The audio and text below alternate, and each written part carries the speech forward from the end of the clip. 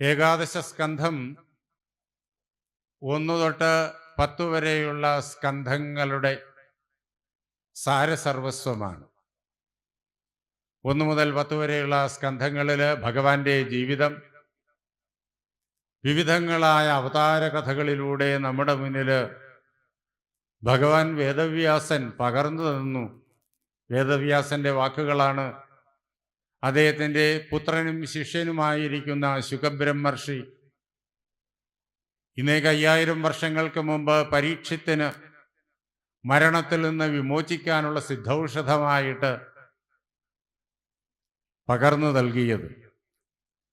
അന്നു മുതൽ ഈ മഹാഭാഗവതം എവിടെയെല്ലാം ഭക്തജനങ്ങളുണ്ടോ അവിടെയെല്ലാം സപ്താഹ വിധിപ്രകാരവും അതേപോലെ തന്നെ ഒരു ദിവസം കൊണ്ട് പാരായണം ചെയ്യുന്ന രീതിയിലും ഒരു മാസം കൊണ്ട് പാരായണം ചെയ്യുന്ന രീതിയിലും ത്രിപക്ഷം കൊണ്ട് പാരായണം ചെയ്ത് പഠിക്കുന്ന രീതിയിലും ഒക്കെ വിവിധങ്ങളായ സമ്പ്രദായത്തിൽ ചെയ്തു പോരുന്നു. അങ്ങനെ ഭഗവാനെ ഭാഗവതത്തിലൂടെ നേരിട്ട് കണ്ട് അനുഭവിച്ച് ഭഗവാനോടൊപ്പം ജീവിക്കുവാനുള്ളതായ അസുലഭമായ സൗഭാഗ്യം നേടുന്നു.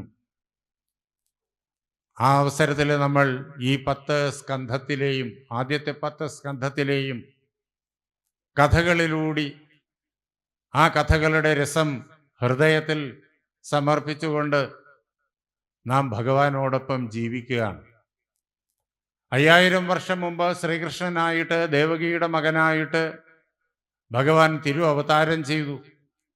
അദ്ദേഹത്തോടൊപ്പം ജീവിക്കുവാനുള്ള അവസരം ഇപ്പോൾ ഈ കലിയുഗത്തിലും നമുക്ക് ലഭിക്കുന്നു. ഭഗവാൻ തന്നെ വാങ്മയമായ തൻ്റെ സ്വരൂപത്തെ ഭാഗവതമായിട്ട് നമുക്ക് സമർപ്പിച്ചിരിക്കുന്നു.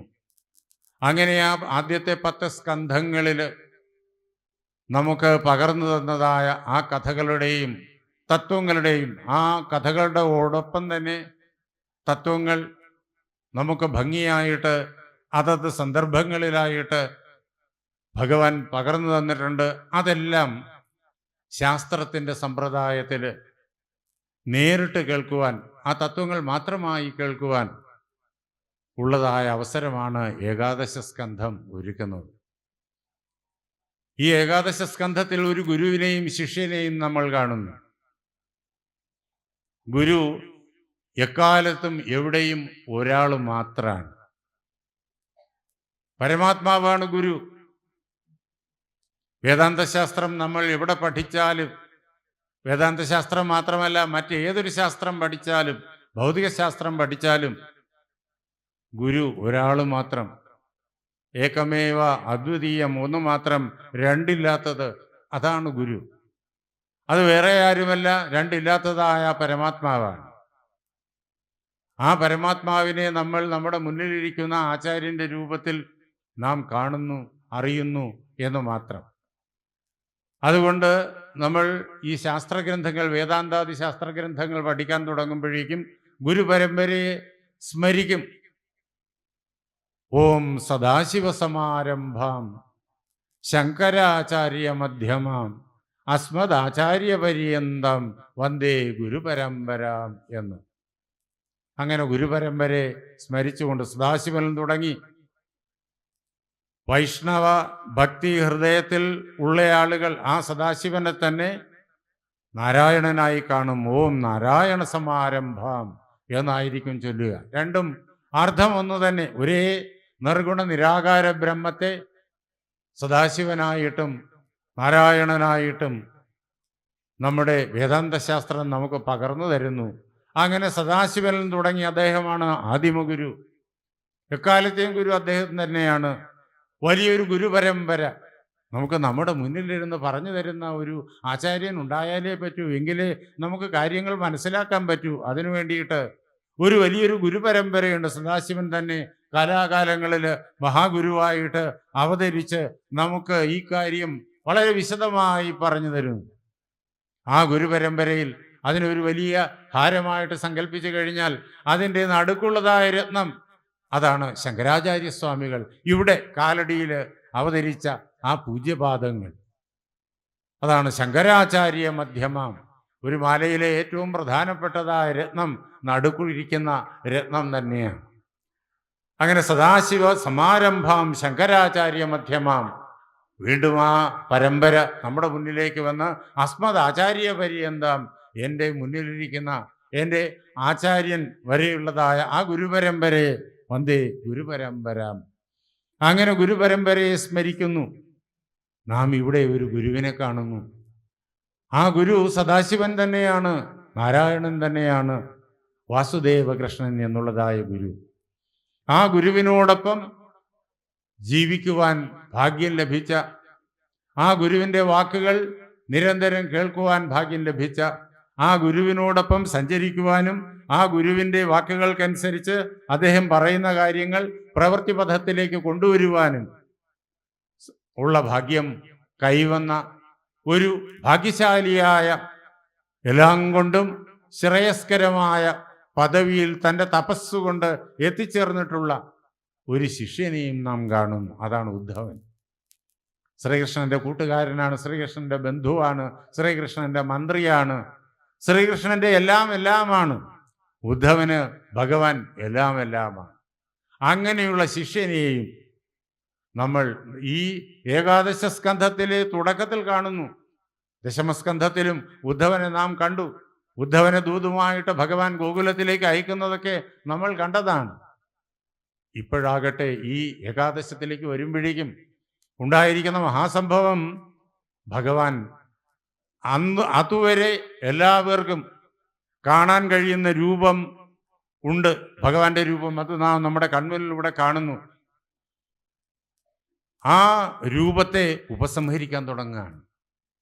ഭഗവാൻ ലീലയായിട്ടാണ് ഈ രൂപം സ്വീകരിച്ചിരിക്കുന്നത്. ആ രൂപത്തിലെ ഓരോ അംശവും എന്താണ് എന്ന് വിചിന്തനം ചെയ്തു കഴിഞ്ഞാൽ നാം എത്തിച്ചേരുന്നത് ഭഗവത് സ്വരൂപത്തിലാണ്, നിർഗുണ നിരാകാര ബ്രഹ്മത്തിലാണ്.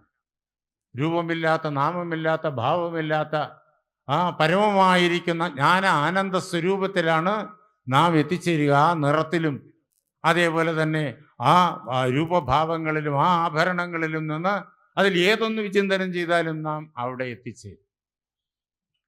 അങ്ങനെയുള്ള ആ ഗുരുവിനോടൊപ്പം ജീവിച്ചയാൾ, ആ ഗുരുവുമായി എല്ലാ പ്രകാരത്തിലും താതാത്മ്യം പ്രാപിച്ചയാൾ, അദ്ദേഹത്തിൽ നിന്നിട്ട് പ്രപഞ്ച രഹസ്യം ഗ്രഹിച്ചയാൾ, ഉപനിഷത്തിന്റെ ഹൃദയം ഗ്രഹിച്ചയാൾ, ആ ആളാണ് ഉദ്ധവൻ. ഭഗവാൻ അറിയാം ഉദ്ധവൻ ഇപ്പോൾ എവിടെ എത്തി നിൽക്കുന്നു എന്ന്.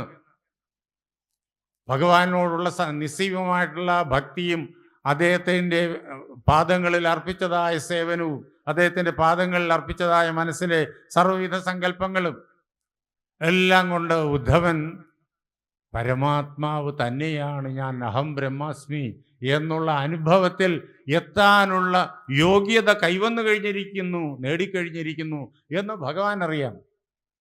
ഗുരു അങ്ങനെയാണ്. ശിഷ്യന്മാര് അനേകം പേരുണ്ടാകും.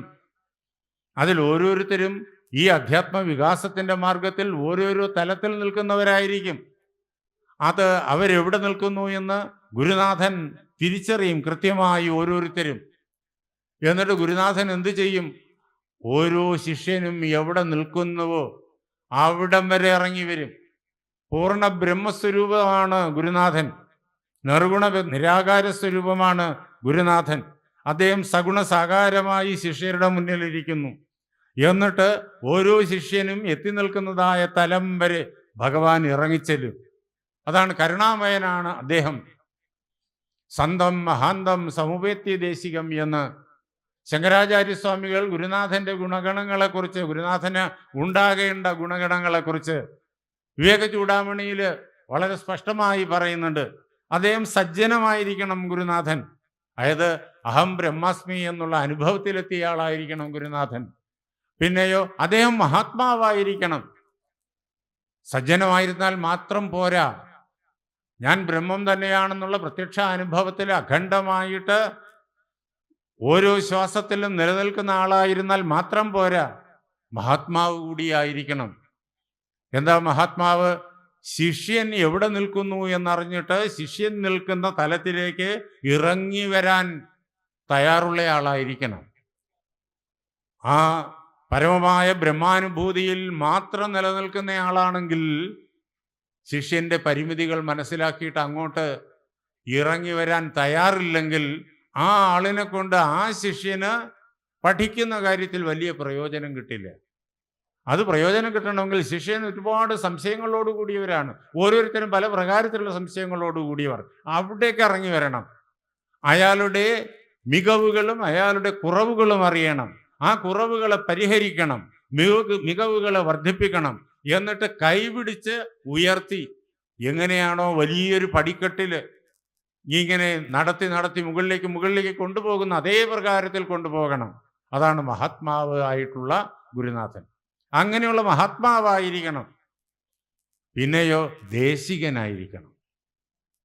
ശങ്കരാചാര്യസ്വാമികൾ വിദ്യാഭ്യാസത്തെക്കുറിച്ച് വളരെ കൃത്യമായ ഉപദേശം 1200 വർഷങ്ങൾക്കപ്പുറത്ത് നമുക്ക് തന്നിട്ടുണ്ട്. ഭാരതീയ പാരമ്പര്യം അനുസരിച്ചിട്ട് ആചാര്യസ്വാമികൾ ഇവിടെ അവതരിച്ചത് 2500 വർഷം മുമ്പാണ്. പക്ഷേ യൂറോപ്യൻ ചരിത്രകാരന്മാർ പറയുന്ന 1200 വർഷം എന്ന്.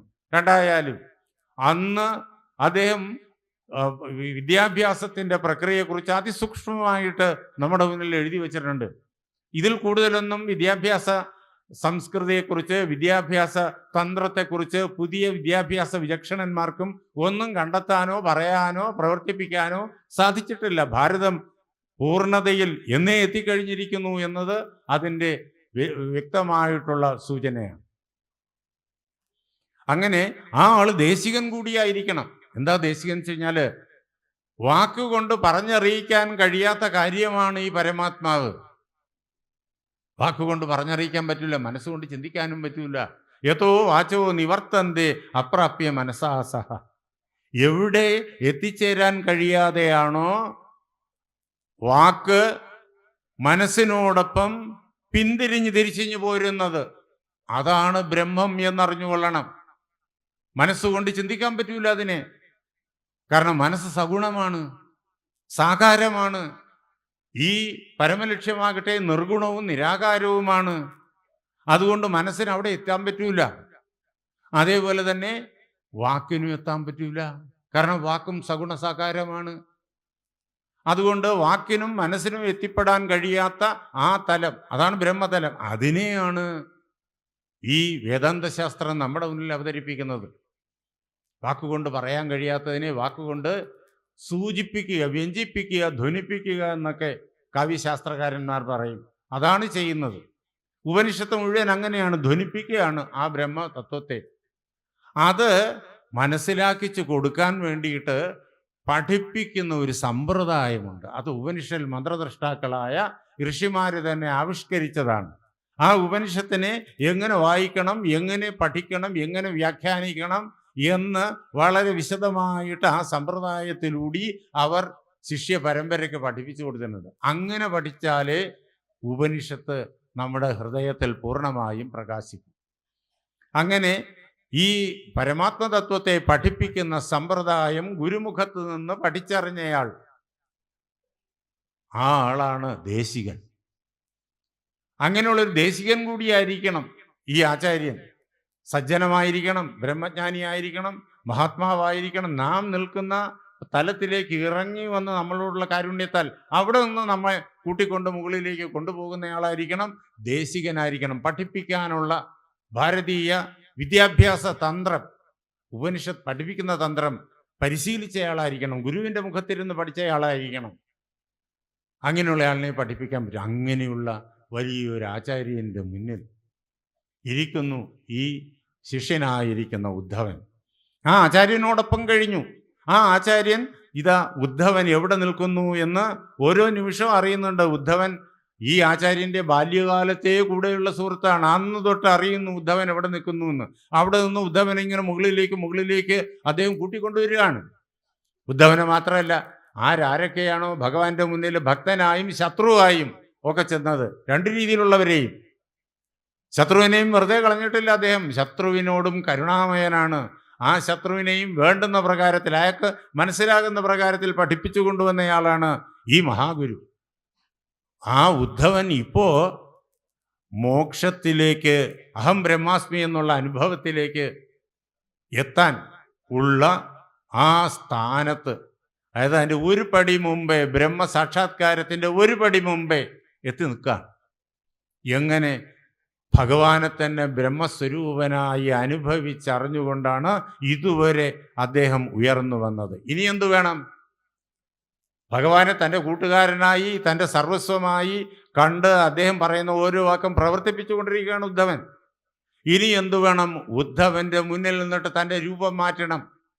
ഇവിടെ നിന്നാ പോരാ ഉദ്ധവൻ, ഇതിനപ്പുറത്തേക്ക് ചെല്ലണം. അവിടെ ചെല്ലാനുള്ള യോഗ്യത ഉദ്ധവനായി.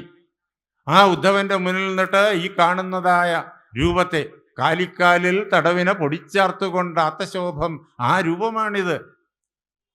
പശുക്കളുടെ കുളമ്പ് തട്ടി ഉയരുന്നു വരുന്നതായ പൊടിമണ്ണ് അണിഞ്ഞതായ ശരീരം, അതുകൊണ്ട് ശോഭയോടുകൂടിയ ശരീരം. കാലിക്കാലിൽ തടവിന പൊടിച്ചേർത്തുകൊണ്ട് അത്തശോഭം, പീലിക്കണ്ണാൽ കലിത ചിഗുരം. മയിൽപീലി തലമുടിയിൽ കെട്ടിവെച്ചിട്ടുണ്ട്. പീലിക്കണ്ണാൽ കലിത ചിഗുരം, പീത കൗശേയ വീതം. നീ മഞ്ഞപ്പാട്ട് അത് അദ്ദേഹം ഉടുത്തിരിക്കുന്നു. പീത കൗശേയ വീതം, കോലും കോലക്കുഴലുമിയലും ബാലഗോപാലലീലം. കയ്യില് കോലക്കുഴല്. അങ്ങനെയുള്ള ആ ബാലഗോപാലൻ അദ്ദേഹത്തിൻ്റെ ലീലാവതാരമാണത്. നിർഗുണ നിരാകാര ബ്രഹ്മത്തിൻ്റെ കോലും കോലക്കുഴലുമിയലും ബാലഗോപാലലീലം. കോലം നീലന്തവ നിയതവും കോയിൽ കൊള്ളുള്ളിൽ. നമുക്ക് അജ്ഞാതനാമാവായ ഒരു സന്ദേശകാരൻ തിരുവനന്തപുരത്തെ ശ്രീപത്മനാഭസ്വാമി ക്ഷേത്രത്തിൽ ആമ്പാടിയുണ്ട്. അതിനകത്ത് ശ്രീകൃഷ്ണ പ്രതിഷ്ഠയുണ്ട്. ആ കൃഷ്ണനെ സ്തുതിക്കുന്ന സ്തോത്രമാണ്, ആ സന്ദേശകാവ്യത്തിലുള്ള സ്തോത്രമാണ് ഈ ചൊല്ലിയത്. അങ്ങനെയുള്ള ആ നീലുമയാർന്ന കോലം എപ്പോഴും എൻ്റെ ഉള്ളിൽ മാറ്റമില്ലാതെ കുടികൊള്ളണം. അത് നിർഗുണ നിരാകാര ബ്രഹ്മത്തിൻ്റെ സഗുണ സാകാര രൂപം. അതിൻ്റെ പൂർണ്ണ അനുഭവത്തിൽ എത്തി നിൽക്കുകയാണ് ഈ ഉദ്ധവൻ. ഇനി ആ മാർഗമുണ്ട്. ഇവിടെ ആലുവാപ്പുഴ തൊട്ടടുത്തുണ്ട്. അതിന് ആ ആകൃതിയുണ്ട്, അതിൻ്റെ ആ സ്വഭാവങ്ങളുണ്ട്. പക്ഷെ സമുദ്രത്തിൽ ചെന്നു കഴിഞ്ഞാലോ, സമുദ്രമുഖത്തിൽ ചെന്നു കഴിഞ്ഞാൽ സമുദ്രജലവുമായി ഒന്നായിത്തീരും. പിന്നെ സമുദ്രത്തിലെ വെള്ളവും നദിയിലെ വെള്ളവും വേറെയല്ല. ഇത് തന്നെയാണ് ഭക്തൻ. യഥാർത്ഥത്തിൽ ഭഗവത് സ്വരൂപമാണ്. ഭക്തൻ മാത്രമല്ല, ഈ ലോകത്തിലുള്ള സമസ്ത മനുഷ്യരും, മൃഗങ്ങളും, പുല്ലും പുഴുവും, മണൽത്തരിയും, മഹാപർവ്വതങ്ങളും, സൂര്യചന്ദ്ര നക്ഷത്രാദികളും, അനന്തകോടി ബ്രഹ്മാണ്ടങ്ങളും എല്ലാം അഖണ്ഡ സച്ചിദാനന്ദമാണ്. സച്ചിദാനന്ദം മാത്രമാണ്. നാം ഇങ്ങനെ അനന്തരൂപങ്ങളിൽ, അനന്തനാമങ്ങളിൽ, അനന്തഭാവങ്ങളിൽ അറിയുന്നു. അതിനെ അങ്ങനെ മനസ്സിലാക്കുന്നു, അങ്ങനെ അതിനോട് പ്രതികരിക്കുന്നു എന്ന് മാത്രം. അത് നമ്മുടെ പരിമിതി കൊണ്ട്, അജ്ഞാനം കൊണ്ട്. ഇത് സർവത്ര നിറഞ്ഞു നിൽക്കുന്ന നിർഗുണ നിരാകാര ബ്രഹ്മമാണ്. ഞാനൊന്നൊരാളില്ല. ഞാൻ നിർഗുണ നിരാകാര ബ്രഹ്മമാണ്. നമ്മുടെ എല്ലാം ഉള്ളിൽ ഇപ്പോൾ ഒരു ഞാനുണ്ട്. ആ ഞാനിനെ നമ്മൾ അറിയുന്നു. ഓരോ നിമിഷവും നാം ഞാനെന്ന് അറിഞ്ഞുകൊണ്ടിരിക്കുന്നു. ഭഗവാനെ പരിപൂർണമായും ശരണം പ്രാപിച്ച് ഭഗവാനിൽ ലയിച്ചു നിൽക്കുമ്പോഴും ഉണ്ട് ഈ ഞാൻ. ഇനി ഈ ഞാൻ ലയിക്കണം. ഞാനിനെ, ഉദ്ധവന്റെ ഉള്ളിലിരിക്കുന്ന ഞാനിനെ, ഭക്തന്റെ ഉള്ളിലിരിക്കുന്ന ഞാനിനെ ലയിപ്പിക്കാൻ തുടങ്ങുകയാണ് ഭഗവാൻ. അതിനി എന്തു വേണം? ഉദ്ധവന് ഏറ്റവും പ്രിയകരമായിരിക്കുന്ന ഈ രൂപത്തെ ഉദ്ധവന്റെ മുന്നിൽ നിന്ന് പിൻവലിക്കണം. അപ്പോഴേക്കും രൂപമില്ലാത്ത, അശബ്ദം, അസ്പർശം, അരൂപം, അവ്യയം, തഥാ അരസം നിത്യം അഗന്ധവച്യത്. ശബ്ദമില്ലാത്ത, സ്പർശമില്ലാത്ത, അശബ്ദം, അസ്പർശം, സ്പർശമില്ലാത്ത, രൂപമില്ലാത്ത, രസമില്ലാത്ത, രുചികളില്ലാത്ത, രസമില്ലാത്ത, രുചികളില്ലാത്ത, ഗന്ധമില്ലാത്ത, അനാദിയും അനന്തവുമായിരിക്കുന്ന ആ ഭഗവത് സ്വരൂപത്തെ നിജായത്തം, അത് തന്നെയാണ് ഞാനെന്ന് പ്രത്യക്ഷമായി അനുഭവിച്ചറിഞ്ഞിട്ട്, ഉപനിഷത്തിലെ മന്ത്രാണിത്. മൃത്യുമുഖാത് പ്രമുച്യതേ, മരണത്തിൻ്റെ മുഖത്തിൽ നിന്ന് രക്ഷപ്പെടും.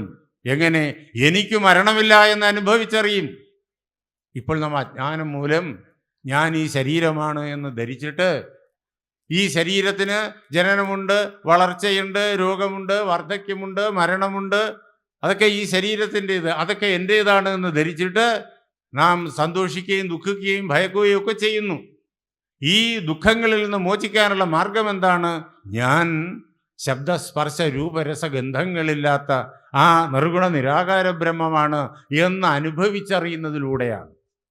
ആ അനുഭവത്തിൽ എത്താനുള്ള തൊട്ടു മുന്നിലെ പടവിൽ നിൽക്കുകയാണ് ഉദ്ധവൻ.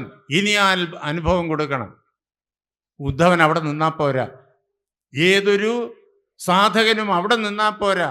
അവിടെ എത്തിയാൽ ഇനി അടുത്ത ചുവടിലേക്ക്, ആ പരബ്രഹ്മത്തിലേക്ക് ലയിക്കണം. നദി സമുദ്രത്തിൽ ലയിക്കുന്ന പോലെ. അതാണ് അതിനു വേണ്ടിയിട്ടുള്ള അവസ്ഥ കൊടുക്കുകയാണ് ഭഗവാൻ. ഈ രൂപത്തെ അങ്ങ് പിൻവലിക്കുകയാണ് അതിൻ്റെ മാർഗം. ഈ രൂപത്തിൽ പിടിച്ചു നിൽക്കുകയാണ് ഇപ്പോഴും ഉദ്ധവൻ. ആ രൂപത്തിൽ ധ്യാനിച്ച് ആ രൂപത്തെ സേവിച്ചാണ് ഇതുവരെ എത്തിയത്. ഇതുവരെ എത്താൻ അത് വേണം. ഭഗവാന്റെ ആ നാമവും ഭഗവാന്റെ ആ രൂപവും ഭഗവാന്റെ ആ ലീലകളും ഇതുവരെ എത്താൻ വേണം. വലിയ ഒരു കെട്ടിടത്തിൻ്റെ മുകളിൽ നമുക്ക് കയറണമെങ്കിൽ കോണിപ്പടി വേണം. കോണിപ്പടി ഇല്ലാതെ നമുക്ക് കെട്ടിടത്തിൻ്റെ മുകളിൽ കയറാൻ പറ്റൂല. ആ കോണിപ്പടിയുടെ ഏറ്റവും മുകളിലത്തെ പടവിലെത്തി. ഇനി എന്ത് വേണം? അവിടെ നിന്നാൽ മതിയോ? പോരാ. നമ്മളുടെ ലക്ഷ്യം ആ കെട്ടിടത്തിൻ്റെ മുകൾ പരപ്പിലെത്തുകയാണ്. അങ്ങോട്ട് കയറണം. ഉദ്ധവനിത ഏറ്റവും മുകളിലത്തെ പടവിലെത്തി നിൽക്കുകയാണ്. 1 കോടി പടവുകളുള്ള ആ കോണിയുടെ ഏറ്റവും മുകളിലെത്തി നിൽക്കുകയാണ്. ഇനി അടുത്ത തലത്തിലേക്ക് കടക്കണം. അതിനു വേണ്ടിയിട്ട് നോക്കിക്കോണം എങ്ങനെയാണ് ആ ഗുരുനാഥൻ ശിഷ്യനെ അങ്ങ് കൊണ്ടുപോകുന്നത് എന്ന്. ഞാനും നീയും രണ്ടല്ല എന്ന് ഗുരുനാഥൻ പ്രത്യക്ഷ അനുഭവം കൊടുക്കുകയാണ് ഉദ്ധവന്. ഞാൻ തന്നെയാണ് നീ, നീ തന്നെയാണ് ഞാൻ. അതാണ് തത്വ തോമസി, അത് നീയാകുന്നു എന്ന് ഗുരുനാഥൻ ഉദാലകാരുണി ശ്വേതകേതുവിനോട്, പുത്രനും കൂടിയാണ്, പുത്രനും ശിഷ്യനുമാണ് അദ്ദേഹം ശ്വേതകേതു, പറഞ്ഞു കൊടുക്കുന്നതായ ആ മഹാവാക്യം നമ്മൾ ഛാന്തോഗ്യ ഉപനിഷത്തിൽ കേൾക്കുന്നതാണ്. ആ അനുഭവം പ്രത്യക്ഷമായി കൊടുക്കുമ്പോഴാണ് അഹം ബ്രഹ്മാസ്മി, ഞാൻ ബ്രഹ്മം തന്നെയാകുന്നു എന്നുള്ള അനുഭവത്തിലെത്തുക. ആ അനുഭവത്തിൽ എത്തിക്കഴിഞ്ഞാലോ പിന്നെ അഹവുമില്ല. കാരണം ആ ബ്രഹ്മത്തിൽ നിന്ന് വേറിട്ടൊരു ഞാനില്ല. ആ കടലിൽ നിന്ന് വേറിട്ടൊരു നദിയില്ല. പിന്നെ ആ കടലും നദിയും ഒന്നായി കഴിഞ്ഞാൽ പിന്നെ ഈ കടലിനെ കടലെന്ന് പറയേണ്ട വല്ല കാര്യമുണ്ടോ? കടൽ മാത്രമേ ഉള്ളൂ എന്ന് വന്നാൽ പിന്നെ അതിന് പ്രത്യേകിച്ചൊരു പേര് വേണമോ? 2 വസ്തുക്കൾ ഉണ്ടെങ്കിൽ രണ്ടിനെയും തിരിച്ചറിയാൻ പേരിൻ്റെ പ്രസക്തി വരുന്നുള്ളൂ. അപ്പോൾ പിന്നെ അവിടെ കടലെന്നുള്ള വാക്കിനും പ്രസക്തിയില്ല. അതാണ് ബ്രഹ്മം എന്നുള്ള വാക്കിനും പ്രസക്തിയില്ല. അഹവും ബ്രഹ്മവും ഇല്ലെങ്കിലോ പിന്നെ അസ്മി എന്ന് പറയണോ? ആകുന്നു എന്ന് പറയണമോ? ഇല്ല, അതുമില്ല. അഹവും പോയി, ബ്രഹ്മവും പോയി, അസ്മിയും പോയി. പിന്നെ എന്താണ്? പിന്നെ ഉള്ളത് അഖണ്ഡ സച്ചിദാനന്ദം. അത് അഖണ്ഡ സച്ചിദാനന്ദമെന്ന് അങ്ങനെ പറഞ്ഞു വച്ചു എന്നേ ഉള്ളൂ. കാരണം ആ വാക്ക് കൊണ്ട് പോലും അഖണ്ഡ സച്ചിദാനന്ദം നമുക്ക് പ്രത്യക്ഷമല്ല. അത് നേരിട്ട് അനുഭവിച്ചറിയുമ്പോഴേ പറ്റൂ. ആ അനുഭവം മാത്രം, ആനന്ദം ആനന്ദം ആനന്ദം, ആ അനുഭവം മാത്രം. അതാണ് ജീവിതത്തിൻ്റെ പൂർണ്ണത. അവിടെ നിന്നിട്ടാണ് ഈ ജീവിതം ആരംഭിച്ചത്. ഈ ജഗത്തിലുള്ള എല്ലാം, ജീവനുള്ളതും ജീവനില്ലാത്തതുമായിട്ടുള്ള എല്ലാം അവിടെ നിന്നിട്ടാണ് ആരംഭിച്ചത്. തിരിച്ചെത്തിച്ചേരേണ്ടത് അവിടെയാണ്. ഇതാ ഗുരുനാഥൻ തിരിച്ചവിടെ എത്തിക്കുകയാണ്. അപ്പോൾ അതിനു വേണ്ടിയിട്ട് അദ്ദേഹം രൂപം പിൻവലിക്കുകയാണ്. അതിനുള്ള സാഹചര്യം അവിടെ ഒരുക്കി. നമ്മൾ കണ്ടു യാദവന്മാരെ അഹങ്കരിച്ചതും അവരെ ഋഷിമാരെ കളിയാക്കിയതും അങ്ങനെ ശാപം ഏറ്റുവാങ്ങിയതും. ശാപം എന്ന് പറഞ്ഞു കഴിഞ്ഞാൽ നശിച്ചു പോകട്ടെ എന്നുള്ള ഒരു അർത്ഥമല്ല. പിന്നെയോ അവർ ചെയ്ത, ഓരോരുത്തരും ചെയ്ത പ്രവൃത്തിയുടെ ഫലം എന്താണ് എന്നുള്ള മുന്നറിയിപ്പാണ്. അത് മാത്രമാണ് ശാപം. അങ്ങനെ മുന്നറിയിപ്പാണ്. ആ ചെയ്ത സാമ്പനും കൂട്ടുകാരും കൂടി ചെയ്ത ആ പ്രവൃത്തിയുടെ ഫലമായിട്ട് സംഭവിക്കാൻ പോകുന്ന ഇതാണെന്ന് ഋഷിമാര് മുന്നറിയിപ്പ് കൊടുത്തു. എന്തിനാണ് ഈ മുന്നറിയിപ്പ് കൊടുക്കണേ? അത് ആ ആപത്തിൽ നിന്ന്, ഈ ചെയ്ത പ്രവൃത്തി, തെറ്റായ പ്രവൃത്തി കൊണ്ട് വന്നു ചേരുന്ന ആപത്തിൽ നിന്ന് മോചിക്കാനുള്ള വഴി തേടി കണ്ടുപിടിച്ച് ആ വഴിയിൽ കൂടി നടന്ന് രക്ഷപ്പെടാൻ വേണ്ടി, അതിനു വേണ്ടിയിട്ടാണ് ആ മുന്നറിയിപ്പ്. അത് കൊടുത്തു. അപ്പോഴേക്കും പിന്നെ എന്താ ചെയ്യുക? എല്ലാവരും ഭഗവാനെ തന്നെ ശരണം പ്രാപിച്ചു. ഒരു ഭാഗ്യം അവർക്കുണ്ട്, ഭഗവാൻ അവർക്കുണ്ട്. ഭഗവാനെ ശരണം പ്രാപിച്ചു. പക്ഷേ ഭഗവാൻ അറിയാം ഇവർ ഓരോരുത്തരും എങ്ങോട്ടാ പോകുന്നതെന്ന്. അദ്ദേഹം മോചനമാർഗം പറഞ്ഞു കൊടുത്തു. പക്ഷേ അവർ അത് പറഞ്ഞ പ്രകാരത്തിൽ ചെയ്തില്ല. ആദ്യം 5-6 ദിവസമൊക്കെ അങ്ങനെയൊക്കെ ചെയ്തു. അത് കഴിഞ്ഞപ്പോഴേക്കും അവരുടെ നാമജപവും പൂജാദികളും ഒക്കെ തീർന്നു. തമ്മിൽ വഴക്കായി, മദ്യപാനമായി, തല്ലായി, ആ തമ്മിൽ യുദ്ധമായി. അവിടെ ആ കടൽ തീരത്ത് വന്നടിഞ്ഞ ഇരുമ്പിൻ്റെ ഓരോ കഷണങ്ങളും ഏകപ്പുല്ലായിട്ട് വളർന്നു വന്നിട്ട് അതിന് വാളിനേക്കാൾ മുറിച്ച് അതുകൊണ്ട് അങ്ങോട്ടും ഇങ്ങോട്ടും അവർ തല്ലി. ഈ അവസ്ഥ കണ്ടിട്ട് ഉദ്ധവന് വളരെ ദേഷ്യം വന്നു, വളരെ ദേഷ്യമല്ല ദുഃഖം വന്നു. എന്താ, എൻ്റെ ആളുകളാണ് അവരെല്ലാം എന്ന് സങ്കല്പത്തിൽ നിൽക്കുകയാണ് ഉദ്ധവൻ. അവരെല്ലാം എൻ്റെ ആളുകളാണ്, അവർക്ക് വലിയ വിനാശം വരുന്നു, ഇവിടെ അവരെ രക്ഷിക്കാൻ പ്രാപ്തനായിരിക്കുന്ന ഭഗവാനുണ്ട്, എന്നിട്ടും ഭഗവാൻ തൻ്റെ ആ ശക്തി കൊണ്ട് അവരെ ആ ഒരു വിപത്തിൽ നിന്ന് മോചിപ്പിക്കുന്നില്ലല്ലോ എന്ന ദുഃഖം ഉദ്ധവന്. ഈ ജഗത്ത് മായാമയമാണ് എന്നുള്ള ആ യാഥാർത്ഥ്യത്തിൽ നിന്നിട്ട് ആ യാഥാർത്ഥ്യത്തെ ഭംഗിയായിട്ട് ഉദ്ധവൻ ഇപ്പോഴും ഉൾക്കൊണ്ടിട്ടില്ല. ഇതെല്ലാം ബൗദ്ധികമായി ഗ്രഹിച്ചിട്ടുണ്ട്, ഇത് മായാമയമാണെന്ന് ബൗദ്ധികമായി ഗ്രഹിച്ചു, പക്ഷെ എങ്കിലും അത് അനുഭവത്തിലായില്ല. അതുകൊണ്ടാണ് ഉദ്ധവൻ ഈ ദുഃഖം. ഉദ്ധവൻ ഭഗവാന്റെ സമീപത്ത് ഓടിച്ചെല്ലുന്നു. ഏകാദശ സ്കന്ധത്തിലെ 6-ാമത്തെ ശ്ലോകം. ദേവദേവേശ യോഗേശ പുണ്യശ്രവണ കീർത്തന. ദേവദേവന്മാർക്കും ദേവദേവനായിട്ടുള്ളവൻ, ദേവദേവന്മാർക്കും ഈശനായിട്ടുള്ളവൻ, സമസ്ത ദേവന്മാരുടെയും അധിപതിയായിരിക്കുന്നവൻ, ഏകനായിരിക്കുന്ന, രണ്ടില്ലാത്തവനായിരിക്കുന്ന ആ പരമാത്മാവ് എന്ന് മാത്രമല്ല പുണ്യമയമായിട്ടുള്ള കീർത്തനങ്ങളാൽ സ്തുതിക്കപ്പെടുന്നവൻ. അങ്ങനെയുള്ളതായ അദ്ദേഹത്തിൻ്റെ നാമഗുണങ്ങൾ ആരൊക്കെ കീർത്തിച്ചാലും അത് കേൾക്കുന്ന ആളുകൾക്ക് പോലും ആ പുണ്യത്തിൻ്റെതായ പ്രയോജനം ലഭിക്കും. അത് കീർത്തിക്കുക മാത്രമല്ല, ശ്രദ്ധയോടുകൂടി കേൾക്കുന്നവർക്കും പ്രയോജനമുണ്ട്. അങ്ങനെയുള്ള മഹിമാവോടുകൂടിയ അല്ലയോ ദേവ, അങ്ങ് സംഹൃത്യത് കുലം നൂനം ലോകം സന്ധ്യക്ഷതയെ ഭവാൻ. അങ്ങിപ്പോൾ എന്തിനു പുറപ്പെട്ടിരിക്കുന്നു എന്ന് ഞാൻ മനസ്സിലാക്കുന്നു. ഈ വംശത്തെ മുഴുവൻ പരിപൂർണമായിട്ടും സംഹരിച്ചിട്ട് തൻ്റെ ഉള്ളിലേക്ക് പിൻവലിച്ചിട്ട് അങ്ങ് ഈ ലോകത്തെ ഉപേക്ഷിക്കാൻ തുടങ്ങുന്നു എന്ന് എനിക്ക് മനസ്സിലായി. യഥാർത്ഥത്തിൽ അങ്ങയ്ക്ക് ഈ വിപ്രശാപത്തെ ദൂരീകരിക്കാനുള്ള ശേഷിയുണ്ട്. വിപ്രശാപം സമർത്ഥോ വിപ്രത്യഹന്ന യതീശ്വര. അല്ലയോ ഈശ്വര, അങ്ങയ്ക്ക് ഈ ബ്രാഹ്മണശാപത്തെ പരിപൂർണമായിട്ടും ഇല്ലാതാക്കാനുള്ള കരുതുണ്ടായിരുന്നിട്ടും അങ്ങ് അതിനുവേണ്ടി ചെയ്യുന്നില്ല, ഒന്നും പ്രവർത്തിക്കുന്നില്ല. പകരം അതങ്ങനെ തന്നെ നടന്നുകൊള്ളട്ടെ എന്ന് വെച്ചിട്ട് അങ്ങും ശരീരത്തെ ഉപേക്ഷിക്കാൻ തയ്യാറെടുക്കുന്നു എന്ന് ഞാൻ മനസ്സിലാക്കുന്നു. അല്ലയോ ഭഗവാനെ, എനിക്ക് ഇത് സഹിക്കാനായിട്ട് സാധിക്കുന്നില്ല. അല്ലയോ ഭഗവാനെ, ഓരോ നിമിഷവും അങ്ങയെ ഞാൻ എൻ്റെ കണ്ണുകൊണ്ട് കാണാൻ ആഗ്രഹിക്കുന്നു. ഓരോ നിമിഷവും അങ്ങയോടൊപ്പം ചിലവഴിക്കാൻ ഞാൻ ആഗ്രഹിക്കുന്നു. ഇത്രയും കാലം അങ്ങനെ ആയിരുന്നല്ലോ. ഓരോ നിമിഷവും അങ്ങയുടെ വാക്കുകൾ കേൾക്കാൻ ഞാൻ ആഗ്രഹിക്കുന്നു. ഇത്രയും കാലം അങ്ങനെയായിരുന്നല്ലോ. ഒരു നിമിഷം പോലും അല്ലയോ ഭഗവാനെ എനിക്ക് അങ്ങയിൽ നിന്നിട്ട് മാറി നിൽക്കാൻ സാധ്യമല്ല. അതുകൊണ്ട് അല്ലയോ ഭഗവാനെ, എനിക്ക് ഈ അവസരത്തിൽ അങ്ങയോട് ഒരു കാര്യം മാത്രമേ പ്രാർത്ഥിക്കാനുള്ളൂ. എന്താണെന്ന് വെച്ച് കഴിഞ്ഞാൽ സ്വധാമം നയമാമപി. അങ്ങ് എവിടേക്കാണോ പോകുന്നത്, അങ്ങയുടെ സ്വന്തം ഭവനം, അങ്ങയുടെ സ്വന്തം ഇരിപ്പിടം, അത് വൈകുണ്ഠം എന്ന് സർവത്ര പ്രസിദ്ധമാണ്. ശാസ്ത്രഗ്രന്ഥങ്ങൾ നമുക്ക് പറഞ്ഞു തന്നിട്ടുണ്ട്. അവിടേക്ക് എന്നെയും കൂടെ കൊണ്ടുപോകണം. അങ്ങ് അവിടെ ഉണ്ടല്ലോ, അങ്ങ് ഇപ്പോൾ ദ്വാരകയിലുണ്ട്. ഇപ്പോൾ ഞാൻ ഇത്രയും കാലം അങ്ങയോടൊപ്പം കഴിഞ്ഞു. ഈ സന്തോഷം എനിക്ക് ഒരിക്കലും നഷ്ടപ്പെടാൻ പറ്റില്ല. അങ്ങയോടൊപ്പം തന്നെ കഴിയുന്ന സന്തോഷം. അതുകൊണ്ട് അങ്ങ് പോകുന്നിടത്തേക്ക് അങ്ങ് പോകണ്ട എന്ന് ഇപ്പോൾ ഞാൻ പറയുന്നില്ല. അങ്ങ് തീരുമാനമെടുത്തു പോയി. അങ്ങയുടെ തീരുമാനം അരുത് എന്ന് പറയാനുള്ള അധികാരം എനിക്കില്ല. എനിക്കൊന്നു മാത്രമേ ഉള്ളൂ പ്രാർത്ഥന, അങ്ങ് പോകുന്നിടത്തേക്ക് സ്വധാമ നയമാമപി എന്നെയും കൂടെ കൊണ്ടുപോകണം. അപ്പോൾ എപ്പോഴും എനിക്ക് അങ്ങയെ കാണാമല്ലോ, അങ്ങയുടെ ഈ രൂപം കണ്ടുകൊണ്ട് അങ്ങയെ കീർത്തിക്കാമല്ലോ, അങ്ങയുടെ വാക്കുകൾ കേൾക്കാമല്ലോ, ആ വാക്കുകളെല്ലാം നടപ്പിലാക്കാമല്ലോ. അങ്ങനെ അങ്ങയുടെ സാന്നിധ്യത്താൽ അനന്തകോടി വർഷങ്ങൾ കാലാതീതമായിട്ട് എനിക്ക് ജീവിതത്തെ ധന്യമാക്കാമല്ലോ. ഇതാണ് ആ ഭക്തൻ ഗുരുനാഥനോട് ആവശ്യപ്പെട്ടത്. ഗുരുവില് സർവസ്വവും സമർപ്പിക്കുക എന്നുള്ളത് ഭക്തൻ്റെ സങ്കല്പമാണ്, ഭക്തൻ്റെ സാധനാ പദ്ധതിയാണ്. ഭക്തന്മാരെല്ലാവരും അങ്ങനെയാണ്. തൻ്റെ മുന്നിലിരിക്കുന്ന ഗുരുവിൽ സർവസ്വവും സമർപ്പിക്കുന്നു. ആ ഗുരു തന്നെയാണെല്ലാം, ആ ഗുരുവിനപ്പുറം യാതൊന്നുമില്ല.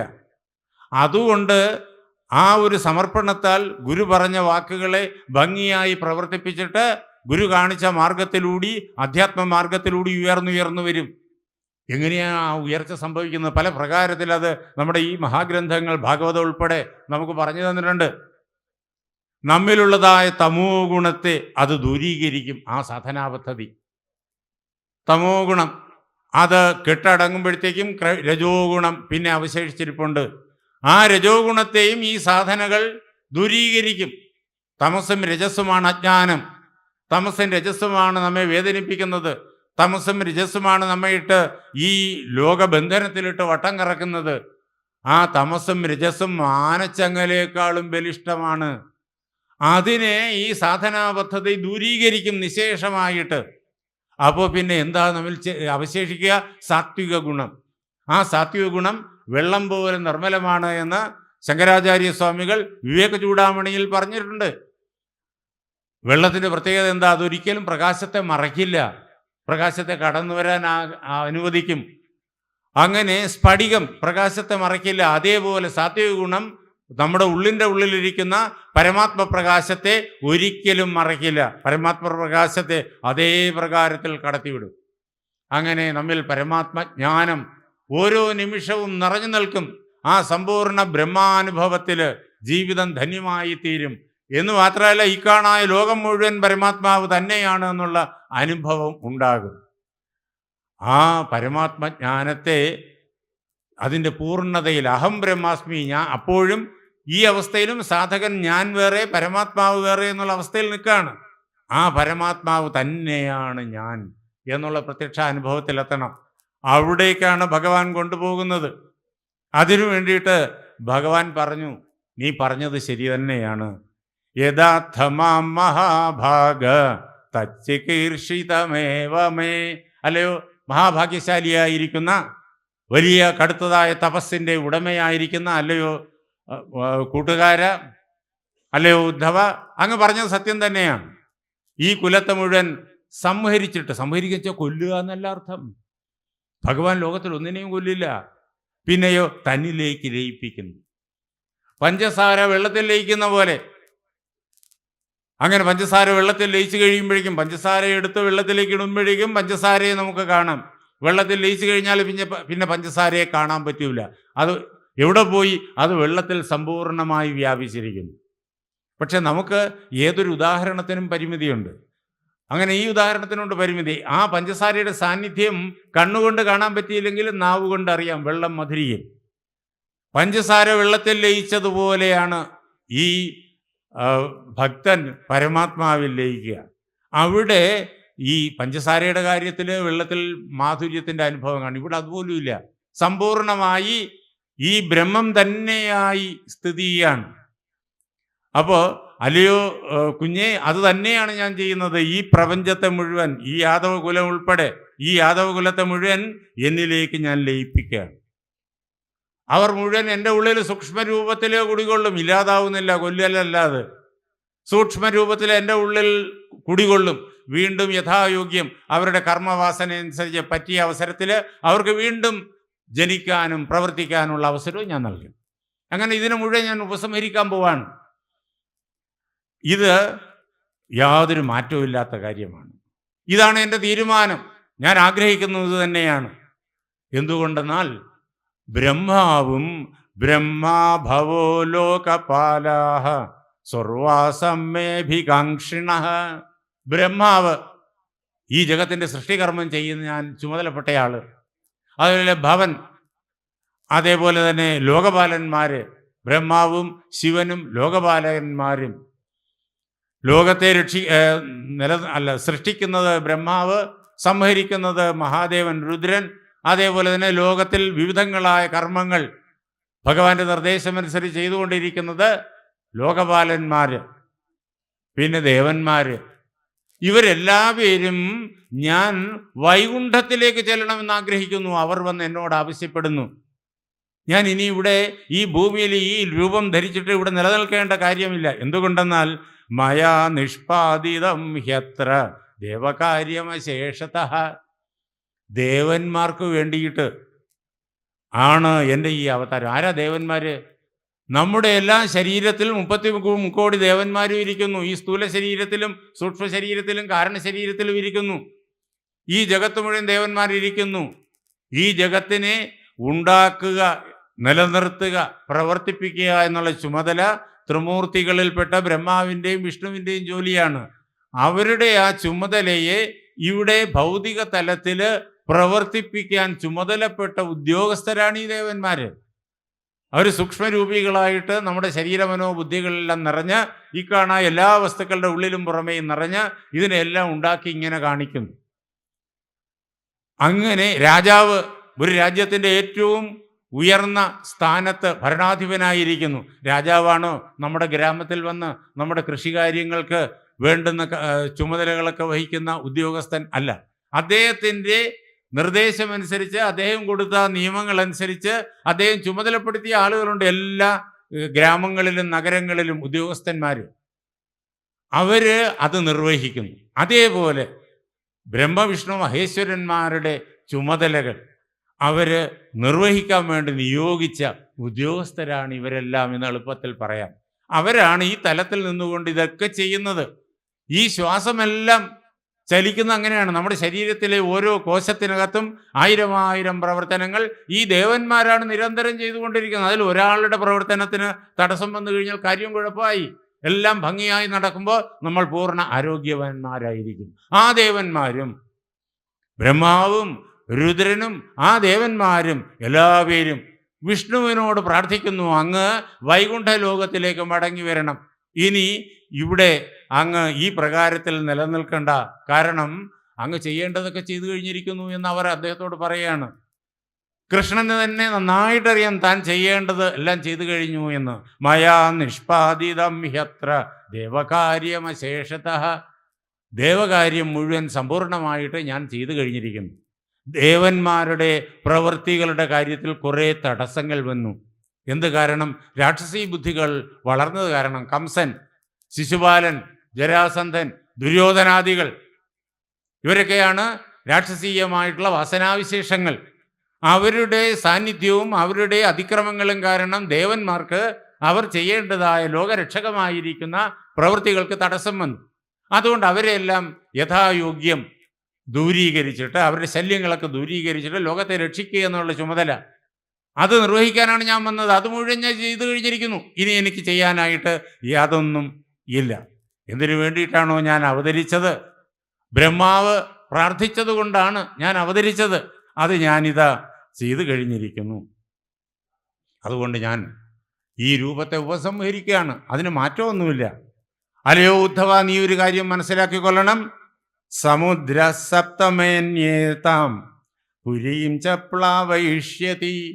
ഞാൻ ഈ ശരീരത്തെ വെടിഞ്ഞു കഴിഞ്ഞാലുണ്ടല്ലോ, ഈ രൂപത്തെ ഉപസംഹരിച്ചാൽ, ഈ രൂപത്തെ അങ്ങ് ലയിപ്പിക്കാണ്. ഈ രൂപത്തെ ഞാൻ ഉപസംഹരിച്ചു കഴിഞ്ഞാൽ ഈ ദ്വാരകയുണ്ടല്ലോ, ദ്വാരക നിൽക്കില്ല. ഈ ദ്വാരകയെ സമുദ്രം വിഴുങ്ങും. സമുദ്രം ഈ ദ്വാരകയെ മുഴുവൻ പ്രളയത്തിലാഴ്ത്തും. ദ്വാരക സമുദ്രത്തിലാണ്ടുപോകും. ഭൗതിക തലത്തിൽ ദ്വാരക ഇന്നും സമുദ്രത്തിൻ്റെ അടിയിലാണ്. ഗുജറാത്തിൽ കാണാം. ആ ദ്വാരക സമുദ്രത്തിൻ്റെ അടിയിലുണ്ട്. അതിൻ്റെ തീരദേശത്ത് ആ ദ്വാരകയോട് ചേർന്ന് പണ്ടുണ്ടായിരുന്ന ആ സ്ഥലത്ത് ഇന്ന് ദ്വാരകയും ഭഗവാന്റെ ക്ഷേത്രവും എല്ലാം ഉണ്ട്. സമുദ്രത്തിൻ്റെ അടിയിൽ പണ്ട് നിലനിന്നിരുന്ന ദ്വാരക നഗരിയുടെ ആ അവശിഷ്ടങ്ങൾ അത്ഭുതകരമാണ്. അന്നത്തെ നഗര സംവിധാനം എത്ര ശാസ്ത്രീയമായ നഗര സംവിധാനമാണെന്ന് ആ അവശിഷ്ടങ്ങൾ കണ്ടാൽ മനസ്സിലാകും. വലിയ സംവിധാനമാണ്. അത് നമുക്കിന്ന് കാണാൻ കഴിയും. ആർക്കിയോളജിക്കൽ വകുപ്പ് 10-70 വർഷങ്ങൾക്ക് മുമ്പ് തന്നെ അതിൻ്റെ എല്ലാം സർവേ നടത്തിയിട്ട് അതിൻ്റെ എല്ലാം ചിത്രങ്ങളും രേഖകളും എല്ലാം തയ്യാറാക്കിയിട്ട് ഡിപ്പാർട്ട്മെൻറ്റിൽ സൂക്ഷിച്ചിട്ടുണ്ട്. അങ്ങനെ ഈ ദ്വാരക മുങ്ങിപ്പോകും. ഇത് 5000 വർഷങ്ങൾക്ക് മുമ്പ് നടന്ന ഭൗതികമായ യാഥാർത്ഥ്യം. ഇനി എന്താ ദ്വാരക? ഭഗവാന്റെ ഓരോ വാക്കിനും അനേകം അർത്ഥമുണ്ട്. ഭാഗവതത്തിലെ ഓരോ വാക്കിനും അനേകം അർത്ഥമുണ്ട്. ഭാഗവതത്തിലെ ഓരോ കഥയ്ക്കും അനേകം അർത്ഥമുണ്ട്. അനേകം അർത്ഥങ്ങൾ ഒരുമിച്ച് ചേർത്തിട്ടാണ് വ്യാസഭഗവാൻ ഈ പ്രകാരത്തിൽ ഭാഗവതത്തെ നമുക്ക് തന്നിരിക്കുന്നത്. മഹാഭാരതത്തെ നമുക്ക് തന്നതും അങ്ങനെ തന്നെയാണ്. രാമായണത്തെ നമുക്ക് തന്നതും അങ്ങനെ തന്നെയാണ്. നമ്മൾ കാണുന്ന ലൗകിക അർത്ഥം മാത്രമല്ല, അതിനപ്പുറം, അത് സജ്ജനങ്ങൾക്ക് എല്ലാവർക്കും അറിയാം, അതിനപ്പുറം ബ്രഹ്മതലം വരെ എത്തിച്ചേരുന്ന ക്രമത്തിൽ അനേകം അടുക്കുകളുണ്ട് അർത്ഥങ്ങളുടെ. ഭൂലോകത്തിലെ അർത്ഥതലം, ഭൂർലോകത്തിലെ അർത്ഥതലം, സ്വർലോകം, അഹർലോക, ജനലോക, തപോലോക, സത്യലോകങ്ങളിലെ അർത്ഥതലം, സത്യലോകത്തിനും അപ്പുറത്ത് മായയുടെ മഹാമായയുടെ അർത്ഥമണ്ഡലം, അതിനും അപ്പുറത്ത് പരമാത്മ സ്വരൂപത്തിലെ അർത്ഥമണ്ഡലം. ഇത്രയും അർത്ഥങ്ങൾ ചേർത്തിട്ടാണ് ഓരോ വാക്കും ഓരോ ആശയവും ഓരോ കഥയും ഓരോ കഥാപാത്രവും ഇതിനകത്ത് പറഞ്ഞു വെച്ചിരിക്കുന്നത്. നോക്കണം, ഈ ദ്വാരക എന്താ? അതിൻ്റെ വേറൊരർത്ഥം പറയാം. ഈ ശരീരം തന്നെ ദ്വാരക. നമ്മുടെ ഓരോരുത്തരുടെയും ശരീരം അതാണ് ദ്വാരക. ഇവിടെ ഒരു രന്ധ്രമുണ്ട്, ബ്രഹ്മരന്ധ്രം എന്ന് പറയും, വിധൃതി എന്ന് പറയും. കൊച്ചു കുഞ്ഞുങ്ങൾക്ക് ഇവിടെ പതപ്പ് നമുക്ക് കാണാൻ പറ്റും, കൊച്ചു കുഞ്ഞായിരിക്കുമ്പോൾ. അതുകൊണ്ട് അമ്മമാർ കുളിപ്പിക്കുമ്പോഴേക്കും വളരെ ശ്രദ്ധിച്ചാണ് കുഞ്ഞിൻ്റെ ശിരസ് കുളിപ്പിക്കുക. അത് അമ്മമാർക്ക് എല്ലാവർക്കും അറിയാതെ. ആ പതപ്പിൻ്റെ സ്ഥാനം, അവിടെ ഒരു രന്ധ്രമുണ്ട്. ആ ബ്രഹ്മരന്ധ്രത്തിൽ കൂടിയാണ് ഭഗവാൻ നമ്മുടെ ഉള്ളിൽ സൂക്ഷ്മ ശരീരത്തിൽ കടന്ന് നട്ടലിൻ്റെ ഉള്ളിലുള്ള സുഷുമ്നാകാണ്ഡത്തിലൂടെ അങ്ങ് താഴെയേറ്റം മൂലാധാരത്തിലെത്തിയിട്ട് കുണ്ടലിനിയായിട്ട് കുടികൊള്ളുന്നത്. അങ്ങനെ ഈ ദ്വാരത്തോടു കൂടിയതാണ് ദ്വാരവതി, ദ്വാരക. ഈ ശരീരമാണ് ദ്വാരക. ഭഗവാൻ ഇരുന്ന ദ്വാരക, ആ ശരീരം, ആ ദ്വാരക എന്നുള്ള പട്ടണം, ഭഗവാൻ ഇരിക്കുന്ന ആ ദ്വാരക എന്നുള്ള പട്ടണമാണിത്. നമ്മുടെ ശരീരത്തിൻ്റെ മഹിമ എന്താണെന്ന് മനസ്സിലാക്കണം. നമ്മുടെ ശരീരം ദ്വാരകയാണ്, ഇതിനകത്തിരിക്കുന്ന ഭഗവാനാണ്. ആ ഭഗവാൻ ഞാൻ തന്നെയാണ്. തത് ത്വമസി, ആ ഭഗവാൻ നീ തന്നെയാകുന്നു. ഇതാണ് ഉപനിഷത്ത് പറഞ്ഞു വച്ചിരിക്കുന്നത്. കുണ്ടലിനിയായിട്ട് ഉള്ളിലിരിക്കുന്നു ഭഗവാൻ. അങ്ങനെ ഈ ദ്വാരകയിൽ നിന്നിട്ട് ഞാൻ പോയി കഴിഞ്ഞാൽ ഇവിടെ സമുദ്രം കടന്നു കയറും. എന്താ ഇത്? ഈ ദ്വാരക സ്ഥൂല പഞ്ചഭൂതങ്ങൾ കൊണ്ട് നിർമ്മിതമാണ്. ആ സ്ഥൂല പഞ്ചഭൂതങ്ങൾ സൂക്ഷ്മ പഞ്ചഭൂത നിർമ്മിതമാണ്. അതെല്ലാം അതത് ഭൂതങ്ങളിലേക്ക് ലയിച്ചു പോകും. ഈ ശരീരം അതത് ഭൂതങ്ങളിലേക്ക് ലയിച്ചു പോകും. അതാണ് പ്രാണന്റെ സ്പന്ദനം നിന്നു കഴിഞ്ഞാൽ പിന്നെ ഈ ശരീരത്തെ നമ്മൾ അധികം നേരം വെച്ചേക്കില്ല. 6 മണിക്കൂറൊക്കെ കഴിയുമ്പോഴേക്കും ശരീരത്തെ യഥായോഗ്യം സംസ്കരിക്കും. ഭഗവാൻ ഇരുന്നത് കൊണ്ടാണ് ഇത് ഇങ്ങനെ ഉണ്ടായി, ഇങ്ങനെ നിലനിന്നത്. ഭഗവാൻ വിട്ടുകഴിഞ്ഞാൽ അത് സമുദ്രം ലയിക്കും. ഏത് സമുദ്രം? ഈ മൂലപ്രകൃതിയാകുന്ന സമുദ്രം. അത് ലയിച്ചു പോകും. അതുകൊണ്ട് നീ ഇനി ഇവിടെ ഒരിക്കലും ഇവിടെ ഏറെക്കാലം നീ വസിക്കേണ്ട. 7-ാം ദിവസം ഞാൻ ഈ ശരീരം വിട്ടുകഴിഞ്ഞാൽ 7-ാം ദിവസം സമുദ്രം ഇവിടെ കയറും എന്ന് അദ്ദേഹം വളരെ സ്പഷ്ടമായിട്ട് ഉദ്ധവനോട് പറയുകയാണ്. അതുകൊണ്ട് ന വസ്തവ്യം ത്വയേ വേഹ മയാ ത്യക്തേ മഹീതലേ. ഞാൻ ഈ ഭൂമിയെ വിട്ടുകഴിഞ്ഞാലുണ്ടല്ലോ, അല്ലേ ഉദ്ധവ, നീ ഈ ഭൂമിയിൽ പിന്നെ വസിക്കേണ്ട കാര്യമില്ല. നീ ഈ ദ്വാരകയിൽ വസിക്കേണ്ട കാര്യമില്ല.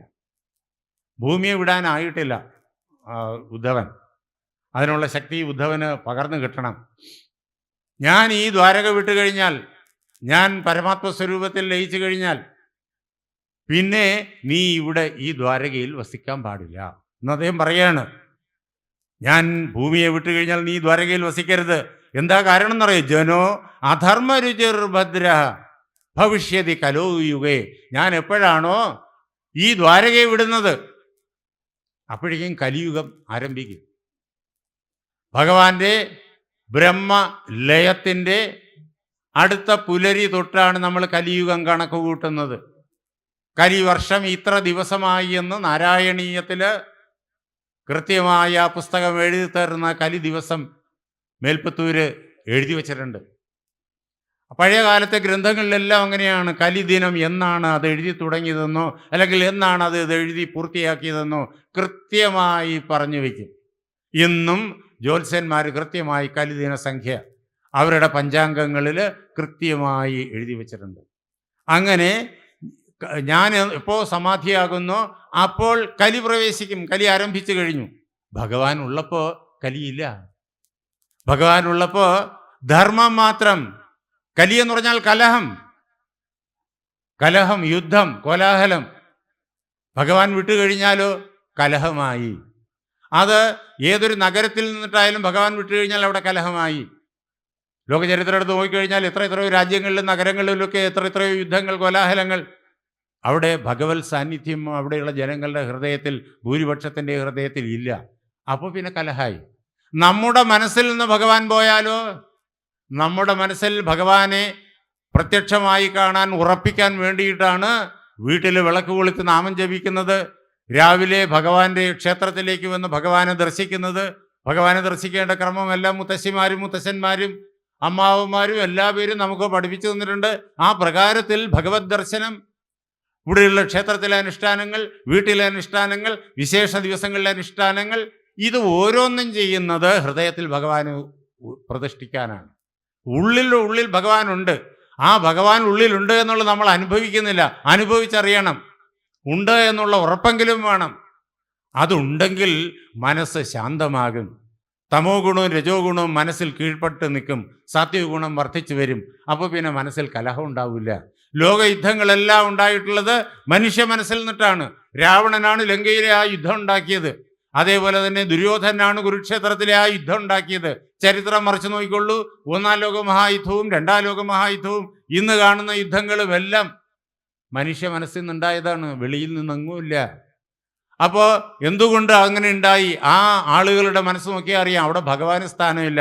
എൻ്റെ പണം, എൻ്റെ പ്രതാപം, എൻ്റെ പ്രസിദ്ധി, ഇതിൽ മാത്രം ചിന്ത വരുമ്പോഴേക്കും കലഹം. അതാണ് ഞാൻ വിട്ടുകഴിഞ്ഞാൽ, ഭഗവത് ചിന്ത മനസ്സിൽ നിന്ന് പോയാൽ കലഹം.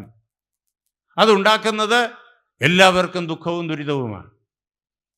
അതുകൊണ്ട് പിന്നെ നീ ഇവിടെ, ഞാൻ ഈ ദ്വാരക വിട്ടുകഴിഞ്ഞാൽ നോക്കണം, ചരിത്രപരമായ അർത്ഥം, ആനുകാലികമായ അർത്ഥം, നമ്മുടെ ഓരോരുത്തരുടെയും ജീവിത സംബന്ധിയായ അർത്ഥം, രാജ്യങ്ങളുടെ തലത്തിലുള്ള അർത്ഥം, ഈ ഓരോ രാജ്യത്തിലെയും ക്രമീകരണം എങ്ങനെ വേണം, ഭഗവത് സങ്കല്പത്തെ ആസ്പദമാക്കി വേണം എന്നുള്ളതായ യാഥാർത്ഥ്യത്തിൻ്റെ അർത്ഥമണ്ഡലം എല്ലാം ഇതിനകത്ത് അദ്ദേഹം പറഞ്ഞു വെച്ചു.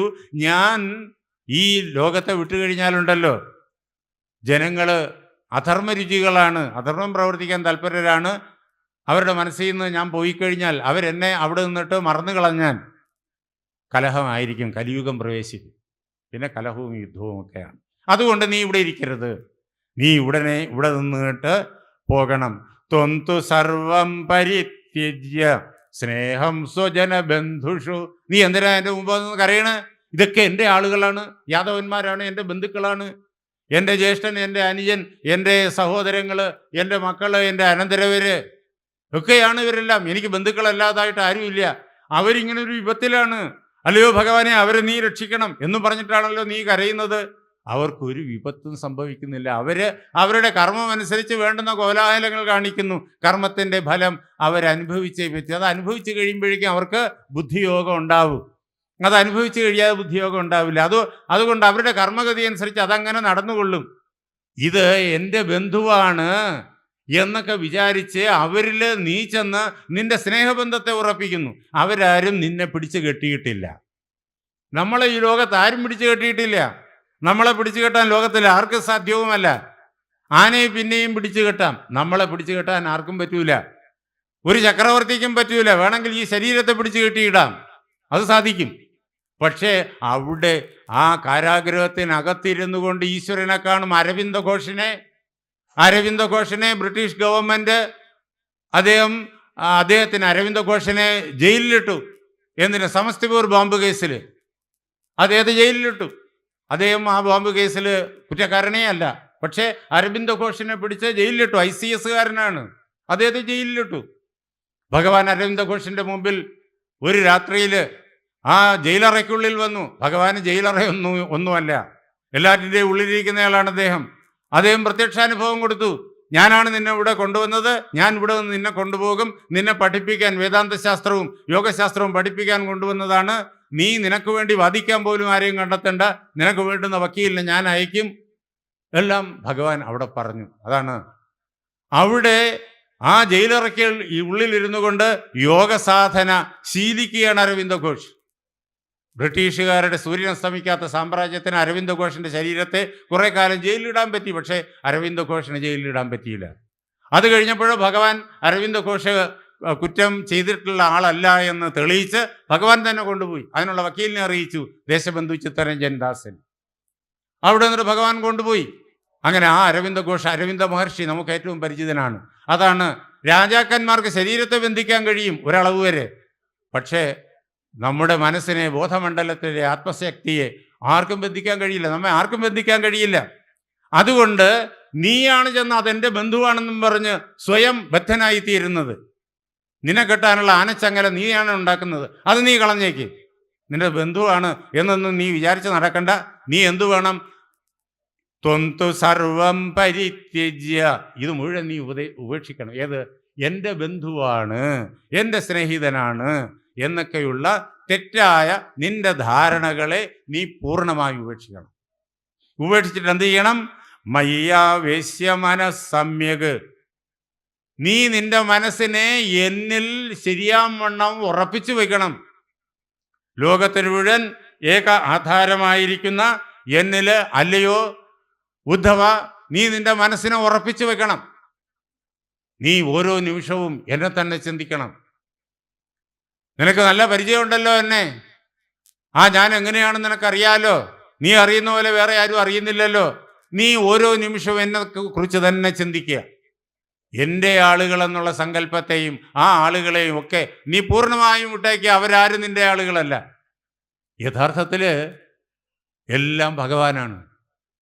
നമ്മുടെ മനസ്സിനെ ഭഗവാന്റെ പാദത്തിൽ ഉറപ്പിച്ചാൽ സകല മനുഷ്യരും ഭഗവാനാണ്, സകല മൃഗങ്ങളും ഭഗവാനാണ്, പക്ഷികളും വൃക്ഷങ്ങളും പുല്ലും പുഴുവും എല്ലാം ഭഗവാനാണ്. അതാണ് എഴുത്തച്ഛൻ നമ്മെ പാടിക്കേൾപ്പിച്ചത്. ഇവിടുന്ന് അധികം ദൂരെയല്ല തിരുവൂര്. അവിടെ ഇരുന്ന് അദ്ദേഹം പാടിക്കേൾപ്പിച്ചത്. നമ്മുടെ കാരണവന്മാരും മുത്തശ്ശിമാരും എല്ലാം ഹരിനാമകീർത്തനം എല്ലാ ദിവസവും ചൊല്ലുമായിരുന്നു. തോന്നുന്നതാകിൽ അഖിലം ഞാനിതെന്ന വഴി തോന്നേണമേ വരദ നാരായണായ നമ. ഞാനെന്ന ഭാവം അല്ലയോ ഭഗവാനെ തോന്നരുത്, ഞാനെന്ന് തോന്നരുത്. അഥവാ ഞാനെന്ന് തോന്നിപ്പോയാൽ അഖിലം ഞാനിതെന്ന വഴി തോന്നണം, ഇത് മൊത്തം ഞാൻ തന്നെയാണ് എന്ന് തോന്നണം. അതാണ് എപ്പോഴാണോ ഈ വ്യക്തി എൻ്റെ ആളാണ്, ഈ വ്യക്തി എൻ്റെയാണ് എന്നിങ്ങനെ ചില വ്യക്തികളിൽ സ്നേഹബന്ധം വെക്കുന്നത്, അപ്പോൾ നമ്മൾ ബന്ധിക്കപ്പെട്ട് കഴിഞ്ഞു. അപ്പോൾ അതിൻ്റെ ഫലം ദുഃഖമാണ്. ഒന്നുകിൽ ഇതെല്ലാം ഭഗവാനാണെന്ന് ഉറപ്പിക്കണം, അതല്ലെങ്കിൽ ഇത് മൊത്തം ഞാനാണെന്ന് ഉറപ്പിക്കണം. മൊത്തം ഞാനാണെന്ന് ഉറപ്പിച്ചു കഴിഞ്ഞാലോ എല്ലാം ഭഗവാനാണ്, ഞാൻ ഉൾപ്പെടെ സർവവും ഭഗവാനാണ് എന്നുള്ള ആ അനുഭവത്തിലേക്ക് ക്രമേണ എത്തിക്കൊള്ളും. അതുകൊണ്ട് ഈ ശരീരത്തെ ആസ്പദമാക്കി ഈ ശരീരം ഇന്ന വ്യക്തി, അദ്ദേഹം എനിക്ക് ഇന്ന പ്രകാരത്തിൽ ബന്ധപ്പെട്ടയാളാണ് എന്നുള്ള ചിന്തകളൊക്കെ കളയുക. ഈ ശരീരമൊന്നുമല്ല ഒരു മനുഷ്യനും, ഒരു മൃഗവും ഒരു പക്ഷിയും പുല്ലും പുഴുവും ഒന്നും ഈ ശരീരമല്ല. പിന്നെയോ ഈ ശരീരത്തിൻ്റെ ഉള്ളിലും പുറമേയും നിറഞ്ഞു നിന്നുകൊണ്ട് ഇതിനെ ഉണ്ടാക്കി നിലനിർത്തി പ്രവർത്തിപ്പിക്കുന്നതായ നിർഗുണ നിരാകാര ബ്രഹ്മമാണ് എല്ലാവരും. ഈ വസ്തുത നീ അനുഭവിച്ചറിയണം. അതിനു വേണ്ടിയിട്ട് പറയാണ്, ഈ ശരീരങ്ങളോടുള്ളതായ സ്നേഹബന്ധങ്ങളെ മുഴുവൻ നീ ഉപേക്ഷിച്ചേക്കുക. ത്വന്തു സർവം പരിത്യജ്യ സ്നേഹം സ്വജന ബന്ധുഷു, സ്വജനങ്ങളിലും ബന്ധുക്കളിലൊക്കെ ഉള്ളത് സ്നേഹം കളഞ്ഞിട്ട് മയ്യ ആവേശ്യ മനസ്സമ്യക്, സമ്യക് വളരെ ശ്രദ്ധിക്കണം, വളരെ ശ്രദ്ധയോടുകൂടി ചെയ്യേണ്ട രീതിയിൽ നിന്റെ മനസ്സിനെ എന്നിൽ ഉറപ്പിക്കണം. എങ്ങനെയാ നമ്മുടെ മനസ്സിനെ ഭഗവാനിൽ ഉറപ്പിക്കേണ്ടത് എന്ന് ആചാര്യന്മാർ പറഞ്ഞു തന്നിട്ടുണ്ട്, ഈ മഹാഗ്രന്ഥങ്ങൾ പറഞ്ഞു തന്നിട്ടുണ്ട്. രാമായണവും ഭാരതവും ഭാഗവതവും എല്ലാം നമ്മുടെ മനസ്സിനെ എങ്ങനെയാണ് ഭഗവാനിൽ ഉറപ്പിക്കേണ്ടതെന്ന് അനേകം ഭക്തന്മാരുടെ കഥകളിലൂടെ നമുക്ക് പറഞ്ഞു തന്നിട്ടുണ്ട്, തത്വവിചിന്തനത്തിലൂടെ പറഞ്ഞു തന്നിട്ടുണ്ട്. ആ പ്രകാരത്തിൽ നിന്റെ മനസ്സിനെ നീ എന്നിൽ ഉറപ്പിക്കണം. എല്ലാ മനുഷ്യരെയും നീ ഞാനായി കാണൂ. ഒരൊറ്റ മനുഷ്യനെയും എന്നിൽ നിന്നിട്ട് അന്യനായി നീ കാണേണ്ട കാര്യമില്ല. എല്ലാ മനുഷ്യനെയും നീ ഞാനായി കാണൂ. എല്ലാ മനുഷ്യനെയും നീ പരമാത്മ സ്വരൂപമായി കാണൂ. എല്ലാ മനുഷ്യനെയും കൃഷ്ണനായി കാണണം. ദേവകി നന്ദനെ മാത്രം കൃഷ്ണനായി കണ്ടാൽ പോരാ. എല്ലാ മനുഷ്യരും കൃഷ്ണനാണ്, എല്ലാ മൃഗങ്ങളും കൃഷ്ണനാണ്, എല്ലാ പക്ഷികളും കൃഷ്ണനാണ്. എല്ലാവരെയും ഈ രൂപത്തിൽ ആദ്യം കണ്ടു തുടങ്ങൂ. എല്ലാവരെയും കൃഷ്ണനായി കാണൂ. അപ്പോൾ എല്ലാവരും ഓരോരുത്തരും കൃഷ്ണനായി കാണുമ്പോൾ, എല്ലാവരിലും ഒരേ രൂപം കാണുമ്പോൾ രൂപമില്ലായ്മയിലേക്ക് ചെല്ലും. സഗുണത്തിൽ നിന്ന് സാകാരത്തിൽ നിന്ന് നിരാകാരത്തിലേക്ക് പ്രവേശിക്കാനുള്ള മാർഗമാണ്. ഓരോ വ്യക്തിയിലുള്ള പ്രത്യേക സ്നേഹം പരിത്യജിച്ചിട്ട് ആ വ്യക്തി മുഴുവൻ കൃഷ്ണനായി കാണുക. കൃഷ്ണനായി കണ്ടു കഴിഞ്ഞാൽ കൃഷ്ണനിൽ എന്ത് ഭക്തിയുണ്ടോ അതേ ഭക്തി ഓരോ മനുഷ്യനോടും ഉണ്ടാകും. ആരെയും വെറുക്കൂല. അതേ ഭക്തി എല്ലാ പേരിലും ഉണ്ടാകും. ഉപനിഷത്ത് നമ്മോട് വിളിച്ചു പറയുന്നത് ഇതാണ്, ആരാണോ തൻ്റെ ആത്മാവിനെ എല്ലാ പേരിലും കാണുന്നത്, ആരാണോ എല്ലാ പേരെയും തൻ്റെ ആത്മാവിൽ കാണുന്നത്, തതോന വിജുഗുപ്സതേ, ഈശാവാസ്യം, പിന്നെ ഒന്നിനെയും വെറുക്കാനിട വരുന്നില്ല. എല്ലാവരെയും കൃഷ്ണനായി കാണൂ. ഇതാണ് ഭഗവാൻ ഉദ്ധവന് പറഞ്ഞു കൊടുക്കുന്നത്. അങ്ങനെ എല്ലാവരെയും കൃഷ്ണനായി കണ്ടു കഴിഞ്ഞാൽ മണൽത്തരിയും മഹാപർവ്വതവും സൂര്യചന്ദ്ര നക്ഷത്രാദികളുമൊക്കെ കൃഷ്ണനാണ് എന്ന് കണ്ടു കഴിഞ്ഞാൽ ഒരേ രൂപം, ആ ഒരേ രൂപമില്ലായ്മയിലേക്ക് അങ്ങ് ലയിക്കും. അങ്ങനെ നിർഗുണത്തിലേക്ക്, നിരാകാരത്തിലേക്ക് വരും. നോക്കിക്കോണം എങ്ങനെയാണ് അദ്ദേഹം പടിപടിയായിട്ട് ഉദ്ധവനെ കൊണ്ടുപോകുന്നത് എന്ന്. അതിനു വേണ്ടിയിട്ട് ഇപ്പോൾ നീ എന്ത് ചെയ്യണം? നീ പലത് കാണുന്നു. ആ സ്നേഹബന്ധങ്ങളൊക്കെ വിട്ടേക്കുക, എന്നിട്ട് മനസ്സ് എന്നിൽ ഉറപ്പിക്കുക. എല്ലാത്തിലും എന്നെ കണ്ടുകൊണ്ട് സമദൃക്ക്, തുല്യമായ കാഴ്ചപ്പാടോട് കൂടിയിട്ട്, ഒന്നിനോടും പ്രത്യേക സ്നേഹമില്ല, ഒന്നിനോടും വിരോധമില്ല, ഒന്നിനോടും അടുപ്പമില്ല, ഒന്നിനോടും അകൽച്ചയുമില്ല. അങ്ങനെ തുല്യത ബുദ്ധിയോട് കൂടിയിട്ട്, തുല്യമായ ഭാവനയോട് കൂടിയിട്ട് വിചരസ്വഗാം, നീ ഈ ഭൂമി മുഴുവൻ സഞ്ചരിക്കണം. ഭൂമിയിൽ എങ്ങും നീ ഉറച്ചു നിൽക്കരുത്. ഈ ദ്വാരകയിൽ നീ വസിക്കരുത്. ഇവിടെ നിന്നിട്ട് പോകണം. ലോകം മുഴുവൻ നീ സഞ്ചരിക്കണം, എല്ലാത്തിലും എന്നെ കണ്ടുകൊണ്ട്. തുല്യമായ സ്നേഹബന്ധത്തോടുകൂടി എന്നെ കാണുന്ന പോലെ എല്ലാത്തിനെയും കണ്ടുകൊണ്ട് നീ സഞ്ചരിക്കണം. ഒരിടത്തും നീ 3 ദിവസത്തിൽ കൂടുതൽ തങ്ങിപ്പോകരുത്. അതാണ് സന്യാസിമാര് അധിക ദിവസം ഒരിടവും സഞ്ചരിക്കില്ല. അങ്ങനെ അധിക ദിവസം ഒരിടവും താമസിക്കില്ല. അങ്ങനെ താമസിക്കുകയാണെങ്കിൽ സ്വന്തം ആശ്രമത്തിൽ മാത്രമായിരിക്കും. അതല്ലാതെ അധിക ദിവസം ഒരിടവും താമസിക്കില്ല. എല്ലായിടവും പോകും, വേണ്ടുന്ന ക്രമം അനുസരിച്ചിട്ട്. എന്നിട്ട് അവിടെ ചെയ്യാനുള്ള കാര്യങ്ങൾ ചെയ്തിട്ട് ഉടനെ തന്നെ അവിടെ നിന്നിട്ട് പോകും. അങ്ങനെയാണ് സന്യാസിമാരുടെ രീതി. അങ്ങനെ ഈ ഭൂമി മുഴുവൻ, ലോകം മുഴുവൻ നീ സഞ്ചരിക്കണം. അപ്പോൾ ആരും നിനക്ക് പ്രത്യേക ബന്ധുവാവില്ല, ആരും നിനക്ക് പ്രത്യേക മിത്രമാവില്ല, ആരും നിനക്ക് ശത്രുവുമാവില്ല. എല്ലാവരും നിനക്ക് ക്രമേണ നിന്റെ പ്രിയപ്പെട്ട വാസുദേവകൃഷ്ണനായി മാറും. ആ വാസുദേവകൃഷ്ണന്റെ രൂപം നോക്ക്. ആ നീലിമ അനന്തതയാണ്. ആ മഞ്ഞപ്പട്ട് അത് അനന്തതയെ ചുറ്റി നിൽക്കുന്നതായ മൂലപ്രകൃതിയുടെ വർണ്ണമാണ്. ആ കയ്യിലിരിക്കുന്ന ഓടക്കുഴലുണ്ടല്ലോ, ആ ഓടക്കുഴല് ഈ പ്രപഞ്ചത്തിലുള്ള ഓരോ ജീവിയുമാണ്, ഓരോ മനുഷ്യനുമാണ് ഓടക്കുഴല്. 9 വാതിലുകളുള്ള ശരീരമാണ് നമുക്ക് ഓരോരുത്തർക്കും ഉള്ളത്. നമ്മുടെ ദ്വാരക 9 വാതിലുകളുണ്ട്. ആ 9 വാതിലുകളുള്ളതായ നമ്മുടെ ശരീരമാണ് ഭഗവാന്റെ കയ്യിലിരിക്കുന്ന ആ ഓടക്കുഴൽ. ആ ഓടക്കുഴലിൻ്റെ ഉള്ളിൽ പൊള്ളയാണ്. അതിനകത്ത് ഭഗവാന്റെ ശ്വാസം ഭഗവാൻ നിറയ്ക്കുന്നു. ആ ഓടക്കുഴലിനകത്ത് ഭഗവാന്റെ ശ്വാസം ഭഗവാൻ നിറയ്ക്കുന്നു. അപ്പോഴാണ് ആ ഓടക്കുഴൽ ചൈതന്യധന്യമാകുന്നത്. ഭാവകശ്വാസത്താൽ ചൈതന്യപൂർണം എൻ ജീവിത നിസ്സാരശൂന്യനാളം. ജി ശങ്കരക്കുറുപ്പ് അദ്ദേഹം അടുത്ത സ്ഥലത്ത് ജീവിച്ചിരുന്നയാളാണ്. അദ്ദേഹം ഓടക്കുഴൽ എന്നുള്ള കവിതയിൽ പാടും, മാനസമാതക ലോകൈക ഗായക ഗാനമായങ്ങനിൽ വർദ്ധിക്കുന്നു. മനസ്സിനെ എല്ലാം ആനന്ദിപ്പിക്കുന്ന ഈ ലോകത്തിലെ ഒരേ ഒരു പാട്ടുകാര അങ്ങ് ഗാനമായിട്ട് എൻ്റെ ഉള്ളിലിരിക്കുന്നു. നിന്റെ ശ്വാസം കൊണ്ട് എൻ്റെ ഈ ശരീരമാകുന്ന, എൻ്റെ മനസ്സാകുന്ന, എൻ്റെ ബുദ്ധിയാകുന്ന ശൂന്യമായിരിക്കുന്ന ഈ മുളന്തണ്ടുണ്ടല്ലോ, അത് ചൈതന്യധന്യമായി മാറും. നീയാണ് എൻ്റെ ഉള്ളിൽ ഞാനായിരിക്കുന്ന ചൈതന്യം. ഈ അനുഭവം നേടാൻ വേണ്ടിയിട്ട് വേണ്ടുന്ന നിർദ്ദേശം കൊടുത്ത് സമദൃക്കായി നീ ലോകം മുഴുവൻ സഞ്ചരിക്കുക എന്ന് ഉദ്ധവനോട് ഉപദേശിക്കുന്നു. ഇത് അദ്ദേഹത്തിൻ്റെ ഉദ്ധവ ഗീതയാണ്. ഇനി നോയിക്കോണം, ഇനി വേറൊരു ഗീതയുണ്ട്, ഭഗവത്ഗീത. ആ ഭഗവത്ഗീത നമുക്ക് വളരെയേറെ പരിചിതമാണ്. മഹാഭാരതത്തിലെ ഭീഷ്മപർവത്തിൽ 1,00,000 ശ്ലോകങ്ങളുള്ളതാണ് മഹാഭാരതം. അതിലെ ഭീഷ്മപർവത്തിൽ വരുന്നതാണ് ഭഗവത്ഗീത. ആ ഭഗവത്ഗീത ഉപദേശിക്കാനുണ്ടായ ഘട്ടമൊക്കെ നമുക്കറിയാം. മുന്നിൽ അണിനിരന്നു നിൽക്കുന്ന സൈന്യം മുഴുവൻ സ്വന്തം ഗുരുക്കന്മാർ, താൻ ആദരിക്കേണ്ട ആളുകൾ, തൻ്റെ സഹോദരങ്ങൾ, തൻ്റെ സഹോദരങ്ങളുടെ സന്താനങ്ങൾ ഒക്കെയാണ് മുന്നിൽ അണിനിരന്നു നിൽക്കുന്ന ബന്ധുക്കൾ, കൂട്ടുകാർ. തൻ്റെ പക്ഷത്ത് നിൽക്കുന്നവരോ അവരും അങ്ങനെ തന്നെ. അപ്പുറത്ത് 11 അക്ഷഗുണിയുണ്ട്, ഇപ്പുറത്ത് 7 അക്ഷഗുണിയുണ്ട്. എല്ലാം തനിക്ക് വേണ്ടപ്പെട്ട ആളുകൾ. ആര്? ആ മറുവശത്ത് നിൽക്കുന്നതിൽ പ്രധാനികൾ. അച്ഛനില്ലാതെ വളരേണ്ട ഗതികേട് വന്ന എന്നെ ഒരച്ഛൻ കൊടുക്കുന്ന സ്നേഹം മുഴുവൻ തന്ന് എന്നെ വളർത്തിയ എൻ്റെ മുത്തച്ഛൻ ഭീഷ്മൻ, അദ്ദേഹത്തിൻ്റെ നേരെയാ ഞാൻ അമ്പെയ്യേണ്ടത്. അദ്ദേഹത്തെ സംഹരിച്ചിട്ടേ വിജയം ഉണ്ടാവുള്ളൂ.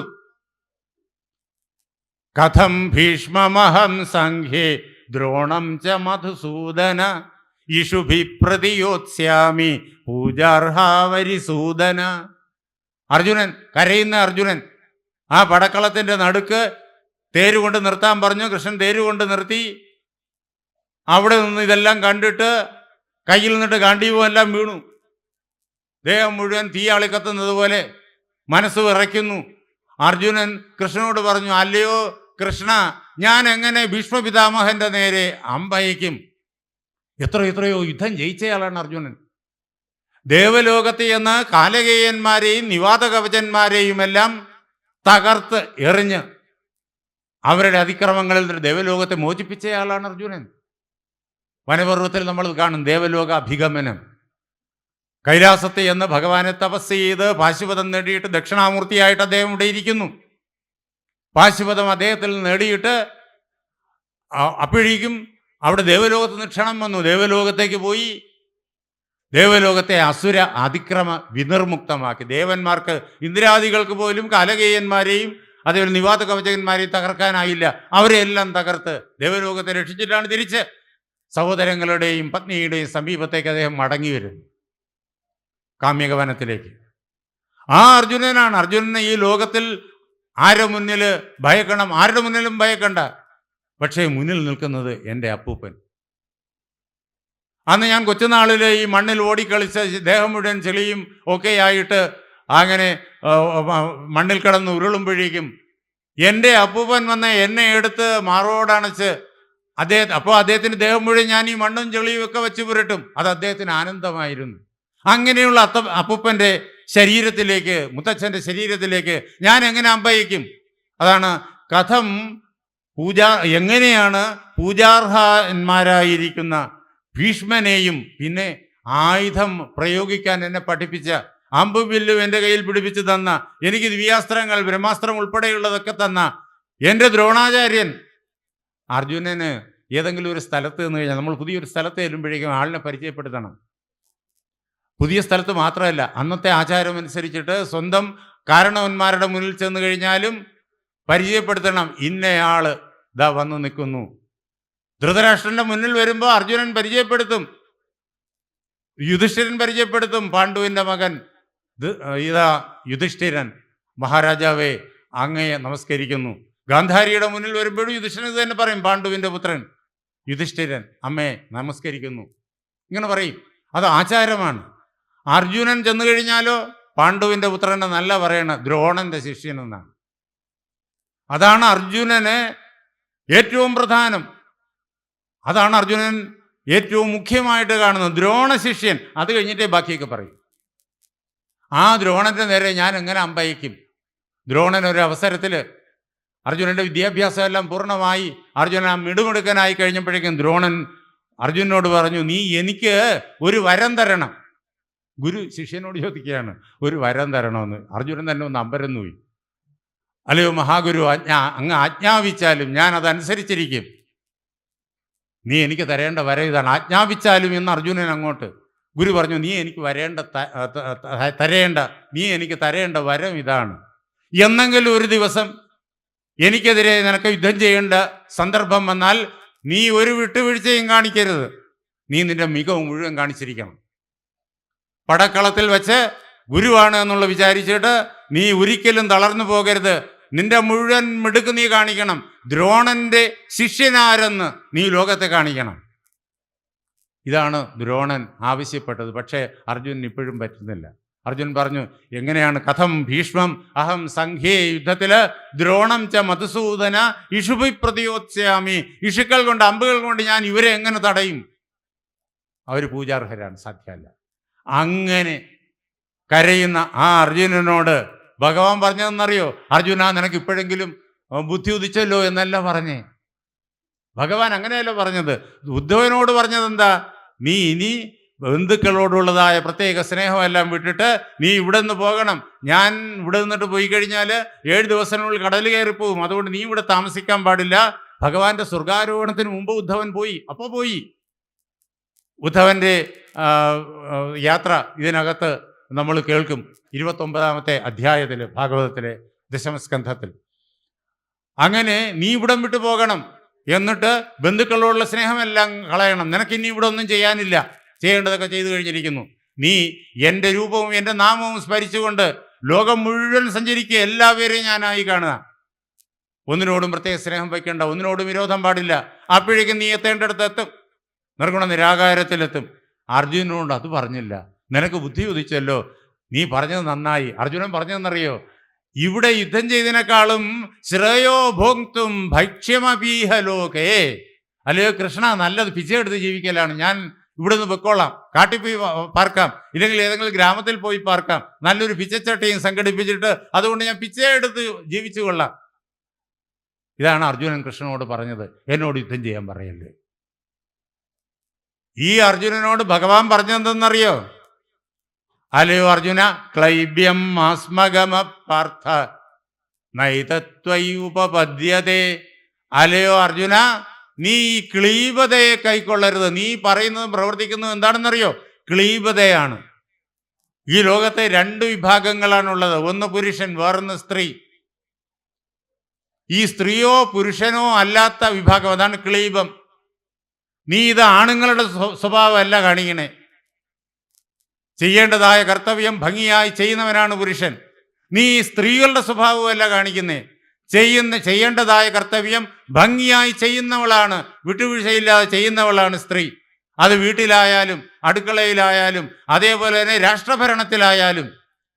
കുതിരയുടെ കടിഞ്ഞാണ് കടിച്ചു പിടിച്ചിട്ട് രണ്ട് കൈയിലും വാളെടുത്ത് ബ്രിട്ടീഷുകാരുടെ തീ തുപ്പുന്ന തോക്കുകൾക്ക് നേരെ പാഞ്ഞു കയറി യുദ്ധം ചെയ്ത ഝാൻസിയിലെ റാണി 29 വയസ്സേ ഉള്ളൂ. അവിടെ മരിച്ചു വീണു. പക്ഷേ ആ റാണിയുടെ സങ്കല്പം, ആ റാണിയുടെ വീരത റാണിയുടെ മക്കളായ നമ്മൾ തെളിയിച്ചു. അങ്ങനെ നാം സ്വതന്ത്രരായി. അതാണ് ഭാരതത്തിലെ സ്ത്രീത്വം. അതാണ്, സ്ത്രീകളായാലും പുരുഷന്മാരായാലും വീരന്മാരാണ്. നീ ഇവർക്ക് രണ്ടു കൂട്ടരും ചേരാത്ത ക്ലീബന്മാരുടെ സ്വഭാവം, ചെയ്യേണ്ട കർത്തവ്യത്തിൽ നിന്നിട്ട് ഒളിച്ചോടാനുള്ള സ്വഭാവം, അത് നീ കാണിക്കുകയാണ്. നീ ഈ ക്ലൈബ്യത്തെ, ക്ലീബതയെ, ആണും പെണ്ണും അല്ലാത്തതായ ഈ സ്വഭാവത്തെ ഒരിക്കലും സ്വീകരിക്കരുത്. ക്ലൈബ്യം മാസ്മകമപ്പാർത്ഥ, നീ ആ സ്വഭാവത്തെ സ്വീകരിക്കരുത്. ഏതത് തൊയ് ഉപപദ്യത, ഇത് നിനക്കൊരിക്കലും യോജിച്ചതല്ല. ഇതാണ് ഭഗവാൻ പറഞ്ഞു. ഉദ്ധവനോട് പറഞ്ഞതിന് നേരെ വിപരീതം ഇവിടെ പറയണേ. ഉദ്ധവനോട് അങ്ങനെ പറയുന്നതിനും വളരെ മുമ്പാണ് ഈ സംഭാഷണം പടക്കളത്തിൽ. ഭാഗവത്തിൽ മഹാഭാരത യുദ്ധത്തിൻ്റെ കാര്യം ചുരുക്കത്തിൽ പറഞ്ഞു വച്ചിരിക്കുന്നത് നമ്മൾ വായിച്ച് കേട്ടതാണ്. ദശമസ്കന്ധത്തിൽ ക്ഷുദ്രം ഹൃദയ ദൗർബല്യം ത്യക്ത ഉത്തിഷ്ഠ പരന്തപ. അർജുനനെ വിളിച്ചതെന്തെന്നറിയൂ? പരന്തപ എന്നാണ്.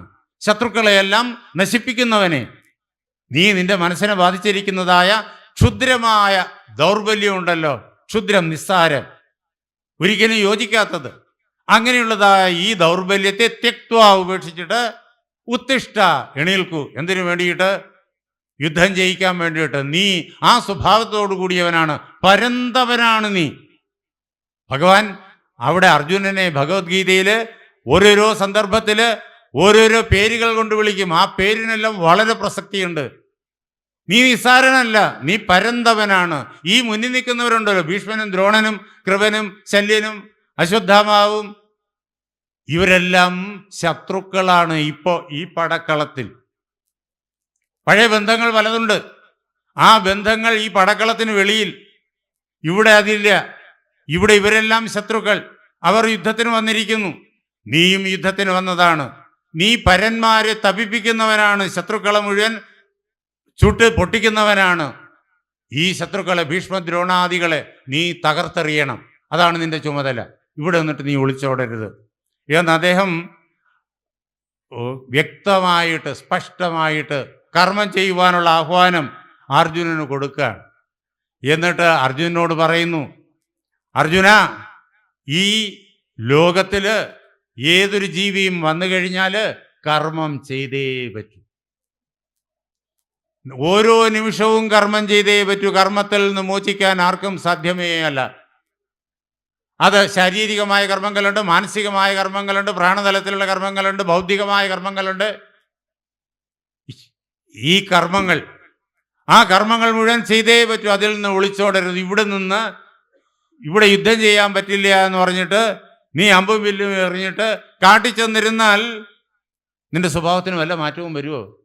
5-6 ദിവസം നീ അങ്ങനെ ഇതൊക്കെ ഓർമ്മിച്ചുകൊണ്ടിരിക്കും. അത് കഴിയുമ്പോഴോ നീ ഗാന്ധിവേലൂടെ കളഞ്ഞിട്ട് പോയി. നീ അവിടെ നല്ലൊരു മരത്തിൻ്റെ തടി നോക്കിയിട്ട് എടുത്തിട്ട് അതിന് ചെത്തിമിരിക്ക് നല്ലൊരു വില്ലുണ്ടാക്കി അതിലൊരു ഞാണും വലിച്ചു കെട്ടി നല്ല കമ്പുകൾ ചെത്തി എടുത്തിട്ട് അമ്പുകൾ ഉണ്ടാക്കി നീ അവിടെ കാട്ടുമൃഗങ്ങളുടെ നേരെ ചെയ്യാൻ തുടങ്ങും. കാരണം നിന്റെ അടിസ്ഥാന സ്വഭാവം അതാണ്. നീ യോദ്ധാവാണ്. നീ യോദ്ധാവായിരിക്കവേ നീ വലിയൊരു നേട്ടം ഉണ്ടാക്കി വെച്ചിട്ടുണ്ട്, വലിയൊരു ഗുണം നേടിവെച്ചിട്ടുണ്ട്. ധർമ്മത്തിന് വേണ്ടിയേ നീ യുദ്ധം ചെയ്യൂ എന്ന് നേടിവെച്ചിട്ടുണ്ട്. ഇതുവരെ നീ അധർമ്മപക്ഷത്ത് നിന്ന് യുദ്ധം ചെയ്തിട്ടില്ല.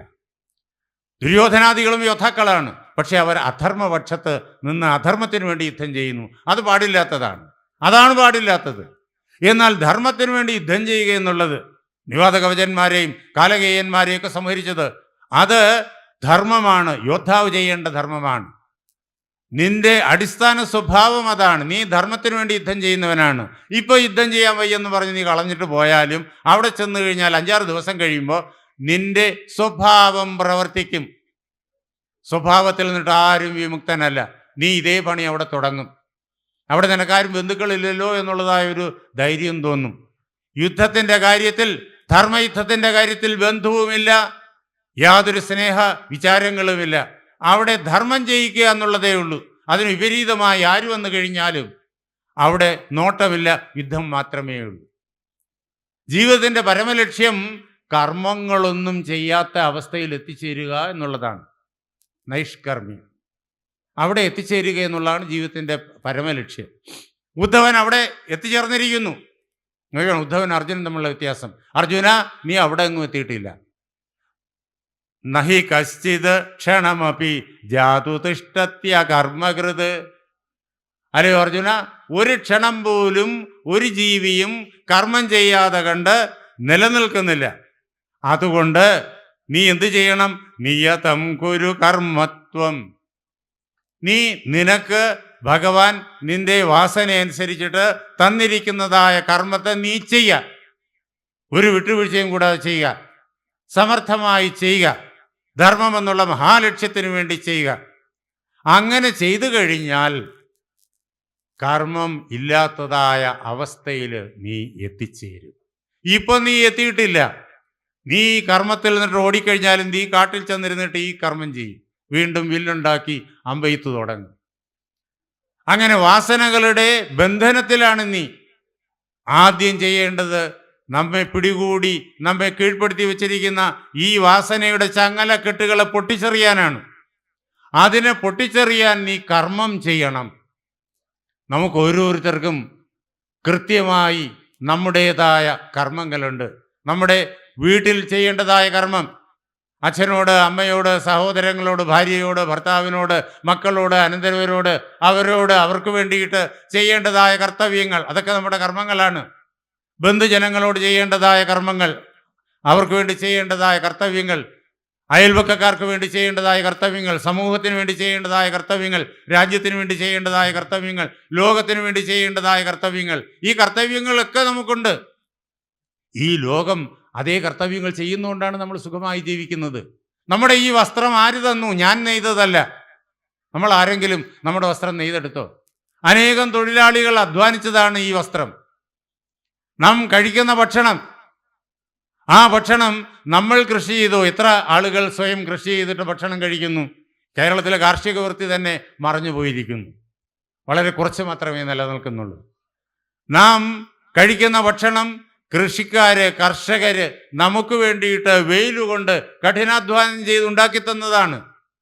നാം വസിക്കുന്നതായ വീട് നമ്മൾ വെച്ചതാണോ? നമ്മൾ അതിനു വേണ്ടിയിട്ട് കാശ് ചെലവാക്കി കാണും. പക്ഷേ അത് വെച്ചതാണോ? അത് പണിക്കാര്, അവർ വെയിലുകൊണ്ട് ആ വീട് വെക്കാനുള്ളതായ സാധനങ്ങൾ കൊണ്ടുവന്ന് അത് വീട് വെച്ചതെന്നാണ്. ഈ സാധനങ്ങൾ എവിടെ ഉണ്ടാക്കിയത്? ഓരോ സാധനവും ഉണ്ടാക്കുന്നത് ഓരോ ഫാക്ടറികളിലും ഓരോ മേഖലകളിലുമാണ്. അവിടെയുള്ള തൊഴിലാളികൾ പണിതത് കൊണ്ടാണ്, ജോലിയെടുത്തത് കൊണ്ടാണ് നമുക്ക് സിമെന്റ് കിട്ടുന്നത്, നമുക്ക് കമ്പി കിട്ടുന്നത്. സിമെന്റ് കമ്പിയും വാങ്ങാൻ നിവൃത്തിയില്ലെങ്കിൽ, ഇഷ്ടികയില്ലെങ്കിൽ, വെട്ടുകല്ലില്ലെങ്കിൽ എങ്ങനെ വീട് വയ്ക്കും? ആയിരക്കണക്കിന് ആളുകളുടെ സേവനത്തിൻ്റെ ഫലമാണ് നാം അനുഭവിക്കുന്ന എല്ലാ സൗഖ്യവും. അനേകം പേര്, ഈ സമൂഹം നമുക്ക് വളരെയേറെ സേവനം തരുന്നു. നമ്മൾ കാശ് കൊടുക്കുന്നുണ്ടല്ലോ എന്ന് ചോദിക്കേണ്ട. നമ്മുടെ കയ്യിൽ ഈ കാശ് എങ്ങനെ വന്നു? ശമ്പളത്തിൻ്റെ രൂപത്തിൽ അല്ലെങ്കിൽ ബിസിനസ്സിൻ്റെ രൂപത്തിൽ കാശ് വന്നു. ഇവിടെ ഒരു സമൂഹമില്ലെങ്കിൽ നമുക്ക് ശമ്പളം കിട്ടുമോ? നമ്മെ ഗവൺമെൻറ് ഒരു ഓഫീസിൽ അപ്പോയിൻ്റ് ചെയ്തു. എന്തുകൊണ്ട്? ഒരു സമൂഹമുണ്ട്, സമൂഹത്തിന് ഒരു സേവനം വേണം, അതിനു വേണ്ടിയിട്ട് കുറച്ച് ഉദ്യോഗസ്ഥർ വേണം, അതിനു വേണ്ടിയിട്ട് നമ്മൾ അപ്പോയിൻ്റ് ചെയ്തു. എന്നിട്ട് നമുക്ക് ജീവിക്കാൻ വേണ്ടിയിട്ട് ശമ്പളം തന്നു.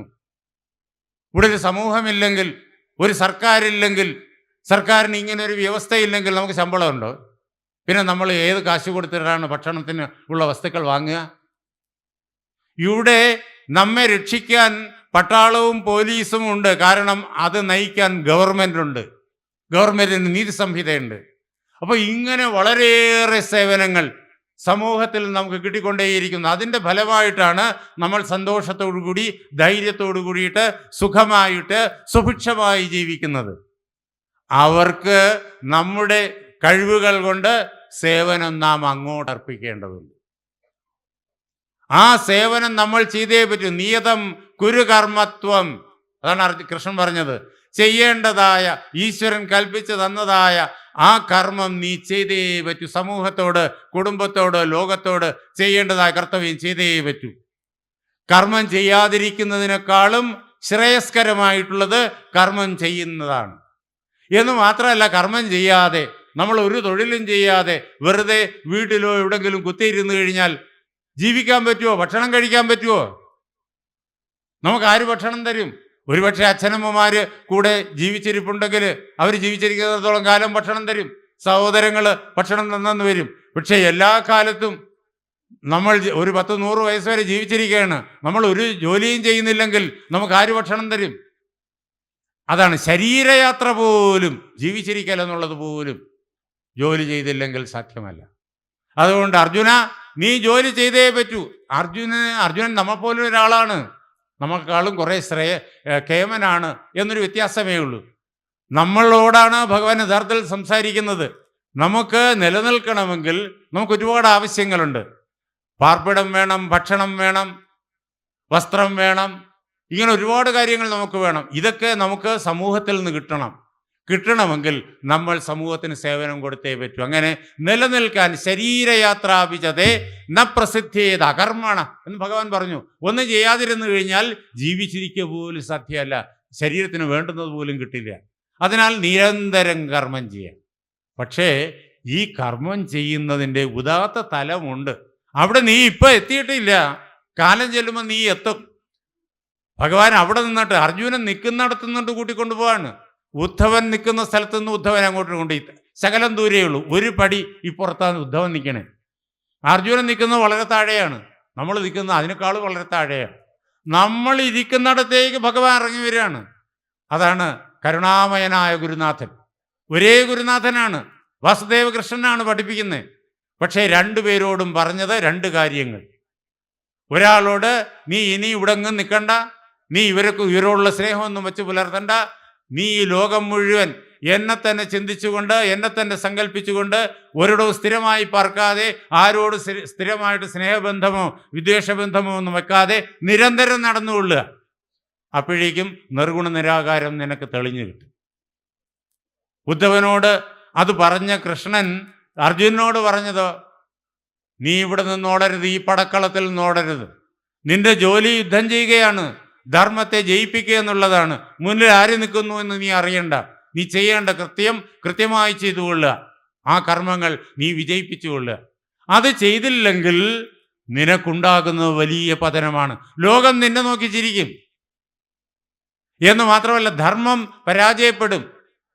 നീ യുദ്ധം ചെയ്തില്ലെങ്കിൽ പാണ്ഡവപക്ഷം പരാജയപ്പെടും. നീയും ഭീമനും നകുലനും സഹദേവനും കരുത്തോടുകൂടി പോരാടിയാലേ പാണ്ഡവർ വിജയിക്കൂ, യുധിഷ്ഠിരൻ വിജയിക്കൂ. യുധിഷ്ഠിരനെ വിജയിപ്പിച്ച് യുധിഷ്ഠിരന് കിരീടം വയ്ക്കണം. അങ്ങനെ യുധിഷ്ഠിരന് കിരീടം വച്ചാലേ ധർമ്മം വിജയിക്കൂ, ധർമ്മം നിലനിൽക്കൂ, ധർമ്മം പുലരൂ. യുധിഷ്ഠിരൻ തോറ്റുപോയാലോ? നീ പടക്കളത്തിൽ നിന്ന് ഓടിപ്പോയി കഴിഞ്ഞാൽ യുധിഷ്ഠിരൻ തോറ്റുപോകും. യുധിഷ്ഠിരൻ തോറ്റാൽ പാണ്ഡവർ തോറ്റു എന്നല്ല എൻ്റെ അർത്ഥം, ധർമ്മം തോറ്റു എന്നാണ്. അധർമ്മം വളരും. അധർമ്മം വന്നാൽ ലോകം മുഴുവൻ അധർമ്മത്തിൻ്റെ വലിയ ഒരു വേദിയായിട്ട് മാറും. എല്ലാവരും വേദനിക്കേണ്ടി വരും. ആ ഒരു ആപത്തുണ്ടാകാൻ പാടില്ല. നിന്റെ ഈ മനസ്സിൻ്റെ ദൗർബല്യം അതിന് നീ വലിച്ചെറിഞ്ഞിട്ട് ലോകരക്ഷയ്ക്ക് വേണ്ടിയിട്ട് നീ യുദ്ധം ചെയ്യണം. നിന്റെ സ്നേഹബന്ധങ്ങളല്ല നീ നോക്കേണ്ടത് അർജുനനോട്, ലോകത്തിൻ്റെ നന്മയാണ് നീ നോക്കേണ്ടത്. അത് നിന്റെ കർത്തവ്യം. നീ ക്ഷത്രിയനാണ്, നീ യുദ്ധം ചെയ്യാനുള്ളവനാണ്, ധർമ്മത്തിന് വേണ്ടി പോരാടാനുള്ളവനാണ്. അത് നീ ചെയ്തുകൊള്ളുക. അങ്ങനെ ലോക നന്മയ്ക്ക് വേണ്ടി നീ ധർമാചരണം എന്നുള്ള നിലയിൽ ഈ കർമ്മങ്ങൾ നിരന്തരം ചെയ്യുമ്പോൾ എന്താ സംഭവിക്കുക? അർജുനന്റെ ഉള്ളില് ഭഗവാൻ അർജുനനോട് പറഞ്ഞതാണ്, നിന്റെ ഉള്ളില് തമോ ഗുണം ഇല്ലാതായിത്തീരും, രജോ ഗുണം ക്രമേണ ഇല്ലാതായിട്ട് തീരും. രജോ ഗുണവും തമോ ഗുണവും കുറേയേറെ ഇപ്പോഴും അവശേഷിച്ചിരിപ്പുണ്ട്. അതുകൊണ്ടാണ് നിനക്ക് ഈ ദൗർബല്യം വന്നത്. അതില്ലാതായിത്തീരും.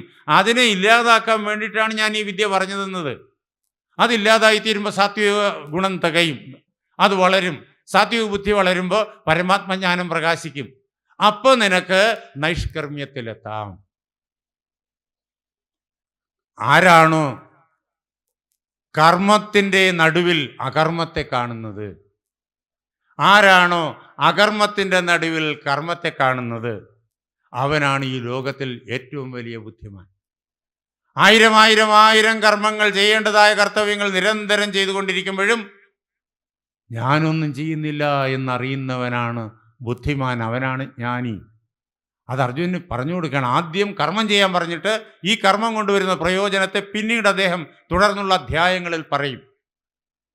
അതിനുള്ള യോഗ്യത ഇപ്പോഴായിട്ടില്ല. ആ യോഗ്യതയിൽ എത്തിച്ചേരാൻ വേണ്ടിയിട്ടാണ് ഇപ്പോൾ ഈ ജോലി ചെയ്യാൻ പറഞ്ഞേ. അവിടെ അത് തെളിഞ്ഞു കിട്ടും. അപ്പോൾ ആ ഒരു അവസ്ഥ എത്തുമ്പോഴേക്കും ഈ കർമ്മം ചെയ്യുന്നത് ഞാനാണെന്നുള്ള നിന്റെ ഇപ്പോഴത്തെ തെറ്റിദ്ധാരണയുണ്ടല്ലോ, അത് പോകും. നീയല്ല കർമ്മം ചെയ്യുന്നത്. നിനക്കൊരു കർമ്മം ചെയ്യാനും ശേഷിയില്ല. നീ കർമ്മം ചെയ്യുന്നത് മുഴുവൻ മൂലപ്രകൃതിയാണ് എന്ന് നീ തിരിച്ചറിയും. ഭഗവാന്റെ ആജ്ഞയാൽ, വാസുദേവകൃഷ്ണന്റെ ആജ്ഞയാൽ. ആ വാസുദേവകൃഷ്ണൻ തന്നെ ശക്തിയായിരിക്കുന്ന മൂലപ്രകൃതി, ആ മൂലപ്രകൃതിയാണ് എല്ലാം ചെയ്യുന്നത്. ഈ ലോകത്തെ ഉണ്ടാക്കുന്നതും ലോകത്തെ പ്രവർത്തിപ്പിക്കുന്നതും ലോകത്തെ നിലനിർത്തുന്നതും ലോകത്തെ ലയിപ്പിക്കുന്നതും ഒക്കെ ബ്രഹ്മവിഷ്ണു മഹേശ്വരന്മാരിലൂടെ ആ മൂലപ്രകൃതിയാണ് നിർവഹിക്കുന്നത്. ഞാൻ ഒന്നും ചെയ്യുന്നില്ല. അപ്പോൾ ആരാണ് ഞാൻ? ഞാൻ ഭഗവാന്റെ ഉപകരണം മാത്രം. ഈ ശരീരം എൻ്റേതല്ല എന്നും അപ്പൊക്കെ തെളിഞ്ഞു കിട്ടും. ആ അവസ്ഥയിൽ, ഉദ്ധവന്റെ അവസ്ഥയിലേക്ക് ഉയർന്നു ചെല്ലണം. ഈ ശരീരം എൻ്റേതല്ല, ഈ ശരീരം ഭഗവാന്റേത്. ഈ കൈകൾ ഭഗവാന്റേത്, ഈ കാലുകൾ ഭഗവാന്റേത്, ഈ കണ്ണുകൾ ഭഗവാന്റേത്, ഈ കാതുകൾ ഭഗവാന്റേത്, ഈ മനസ്സ് ഭഗവാന്റേത്, ഈ പ്രാണങ്ങൾ ഭഗവാന്റേത്. ഭഗവാന്റെ ഉപകരണം കൊണ്ട് ഭഗവാൻ ചെയ്യണമെന്ന് ആഗ്രഹിക്കുന്ന കാര്യങ്ങൾ ഭഗവാൻ ചെയ്യുന്നു. ഇതൊക്കെ ഭഗവാന്റെ ഉപകരണങ്ങളാണ്. ഈ ഗാണ്ഡീവം ഭഗവാന്റേത്. ഈ ഗാണ്ഡീവം ഉപയോഗിച്ചിട്ട് യുദ്ധം ചെയ്യുവാനുള്ള ശേഷി അത് ഭഗവാന്റേത്. ഭഗവാൻ യുദ്ധം ചെയ്യുന്നു. അർജുനനെന്ത് കാര്യം? ഞാനിതിലൊന്നുമില്ല. അങ്ങനെ ശക്തമായിട്ട് പടക്കളത്തിൽ നിന്ന് ചെയ്യേണ്ട കർത്തവ്യം ചെയ്യുമ്പോഴും, അതേപോലെ വയലേലയിൽ നിന്ന് ഈ കലപ്പയും ഈ കലപ്പ പിടിച്ചിരിക്കുന്ന കൈയും, അതേപോലെ ഈ ചമ്മട്ടി എന്തിയിരിക്കുന്ന കൈയും, ഇതിൽ ഈ കലപ്പയിൽ കെട്ടിയിരിക്കുന്ന, ഈ നുഖത്തിൽ കെട്ടിയിരിക്കുന്ന കാളകളും, അതേപോലെ തന്നെ ഈ നുഖത്തിലെ കലപ്പ കൊഴുവും, അതേപോലെ ഈ കാണുന്നതായ ശരീരവും, ഇതെല്ലാം ഭഗവാനാണ്. ഈ വയല് ഭഗവാനാണ്. ഇതിൽ നിറഞ്ഞു നിൽക്കുന്ന വെള്ളം ഭഗവാനാണ്. ഈ ഉഴവുചാല് ഭഗവാനാണ് എന്നറിഞ്ഞുകൊണ്ട് കൃഷി ചെയ്യാൻ കഴിയും. ഇങ്ങനെ അറിഞ്ഞുകൊണ്ട് കച്ചവടം ചെയ്യാൻ കഴിയും. നമ്മൾ മഹാഭാരതത്തിലെ വനപർവ്വത്തിനകത്ത് ധർമ്മവ്യാധനെ കാണും. അങ്ങനെ കച്ചവടം ചെയ്തിട്ട് ഇറച്ചി കച്ചവടമാണ് ചെയ്ത്. വ്യാധനാണ്, അദ്ദേഹത്തിൻ്റെ കുലത്തൊഴിലതാണ്. അദ്ദേഹത്തിൻ്റെ അടുത്തൊരു മഹാബ്രാഹ്മണൻ പഠിക്കാൻ വരുന്നത് വ്യാസൻ പറഞ്ഞു കേൾപ്പിക്കും. ആ കഥ ഒരു 5-8 സർഗങ്ങളിലായിട്ട്. മിഥിലാപുരിയിലെ ധർമ്മവ്യാധൻ. അപ്പോൾ അവരവരുടെ മണ്ഡലത്തിൽ എല്ലാം ഭഗവാനാണെന്ന് അറിഞ്ഞുകൊണ്ട് നിരന്തരം കർമ്മം ചെയ്യൂ. അവിടെയും കർമ്മം ചെയ്യാനാണ്, ഇട്ടെറിഞ്ഞു പോകാനല്ല പറഞ്ഞ്. ഉദ്ധവൻ അതെല്ലാം എറിഞ്ഞു പോകാനുള്ള സമയമായി കഴിഞ്ഞു. യഥാർത്ഥത്തിൽ എറിയേണ്ട കാര്യമൊന്നുമില്ല. ആ കർത്തവ്യങ്ങളെല്ലാം ഉദ്ധവനിൽ നിന്നിട്ട് അടർന്നു പോയി. ഉർവാരുകമിവ ബന്ധനാത് നമ്മൾ മന്ത്രത്തിൽ ചൊല്ലുമല്ലോ, മൃത്യുഞ്ജയത്തിൽ. എങ്ങനെയാണോ ഒരു കണിവെള്ളരി അതിൻ്റെ ആ ഞെട്ടിൽ നിന്ന് പാകമാകുമ്പോഴേക്കും ആരും അറിയാതെ സ്വാഭാവികമായി ഇളകി വരുന്നത്, അതേപോലെ മൃത്യോർമുക്ഷീയമാമൃതാത്, എന്നെ മരണത്തിൽ നിന്നിട്ട് മോചിപ്പിക്കുക, അമൃതത്വത്തിൽ നിന്നിട്ടല്ല.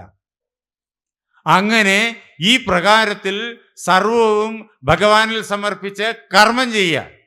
അങ്ങനെ കർമ്മം ചെയ്തു കഴിഞ്ഞാൽ നീ ആ അവസ്ഥയിൽ എത്തിച്ചേരും. ഇപ്പം നീ അവിടെ എത്തിയിട്ടില്ല.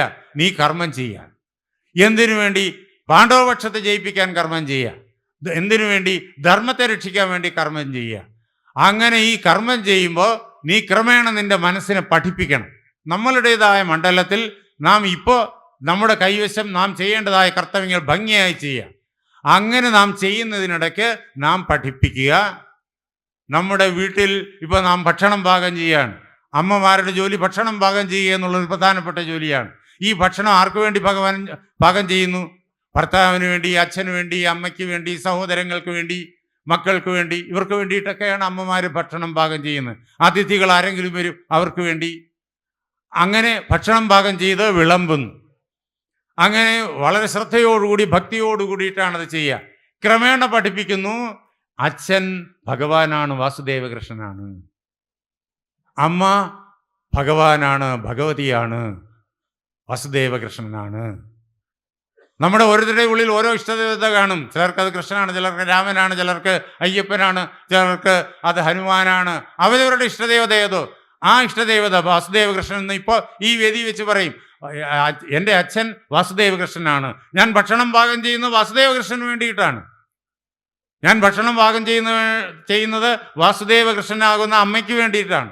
ഞാൻ ഭക്ഷണം പാകം ചെയ്യുന്നത് വാസുദേവകൃഷ്ണനാകുന്ന ഭർത്താവിന് വേണ്ടിയിട്ടാണ്. ഞാൻ ഭക്ഷണം പാകം ചെയ്യുന്നത് വാസുദേവകൃഷ്ണനാകുന്ന മക്കൾക്ക് വേണ്ടിയിട്ടാണ്. ഞാൻ ഭക്ഷണം പാകം ചെയ്യുന്നത് വാസുദേവകൃഷ്ണനാകുന്ന ഇവിടെ വരുന്ന ബന്ധുജനങ്ങൾക്ക് വേണ്ടിയിട്ടാണ്. ഞാൻ ഭക്ഷണം പാകം ചെയ്യുന്നത് വാസുദേവകൃഷ്ണനാകുന്ന ഇവിടെ വരുന്ന അതിഥികൾക്ക് വേണ്ടിയിട്ടാണ്. നോക്കിക്കോണം, ആ ഭക്ഷണം പാകം ചെയ്യലുണ്ടല്ലോ മഹായജ്ഞമായി മാറുന്നു. അഗ്രിഷ്ടോമാദി മഹായജ്ഞമായി മാറുന്നു ഭക്ഷണം പാകം ചെയ്യലെന്നുള്ള ക്രിയ. ഇതേപോലെ അവരവരുടെ മണ്ഡലത്തിൽ, അത് കൃഷിയാകട്ടെ, കച്ചവടമാകട്ടെ, അതേപോലെ തന്നെ ഓഫീസിലെ ജോലിയാകട്ടെ, അധ്യാപന ജോലിയാകട്ടെ, അതെല്ലാം ഭഗവാനിൽ സമർപ്പിച്ച് ചെയ്തുകൊള്ളൂ. ഇതാണ് കർമ്മയോഗം. ഗീതയിലെ 3-ാം അധ്യായത്തിൽ കർമ്മയോഗം പറഞ്ഞു. അങ്ങനെ നീ കർമ്മയോഗാധിഷ്ഠിതമായിട്ട് കർമ്മം ചെയ്താൽ, അല്ലയോ അർജുന, കർമ്മം ഞാൻ ചെയ്യുന്നില്ല എന്നുള്ള അവസ്ഥയിലെത്തും. കർമ്മം ഞാൻ ചെയ്യുന്നില്ല എന്നുള്ള വിചാരം പോലും ഉണ്ടാവില്ല. കർമ്മം ഞാൻ ചെയ്യുന്നില്ല എന്നുള്ള വിചാരം പോലും ഇല്ലാതെ കർമ്മം ചെയ്യുന്ന അവസ്ഥയിലെത്തും. അവിടെ നല്ല കർമ്മമെന്നോ ചീത്ത കർമ്മമെന്നുള്ള വിവേചനമൊന്നുമില്ല. ആ അവസ്ഥയിൽ എത്തിക്കഴിയുമ്പോഴേക്കും, കാരണം ഭഗവാൻ ഏൽപ്പിച്ച ജോലി ഏത് തന്നെയായാലും അത് നല്ലത് തന്നെയാണ്.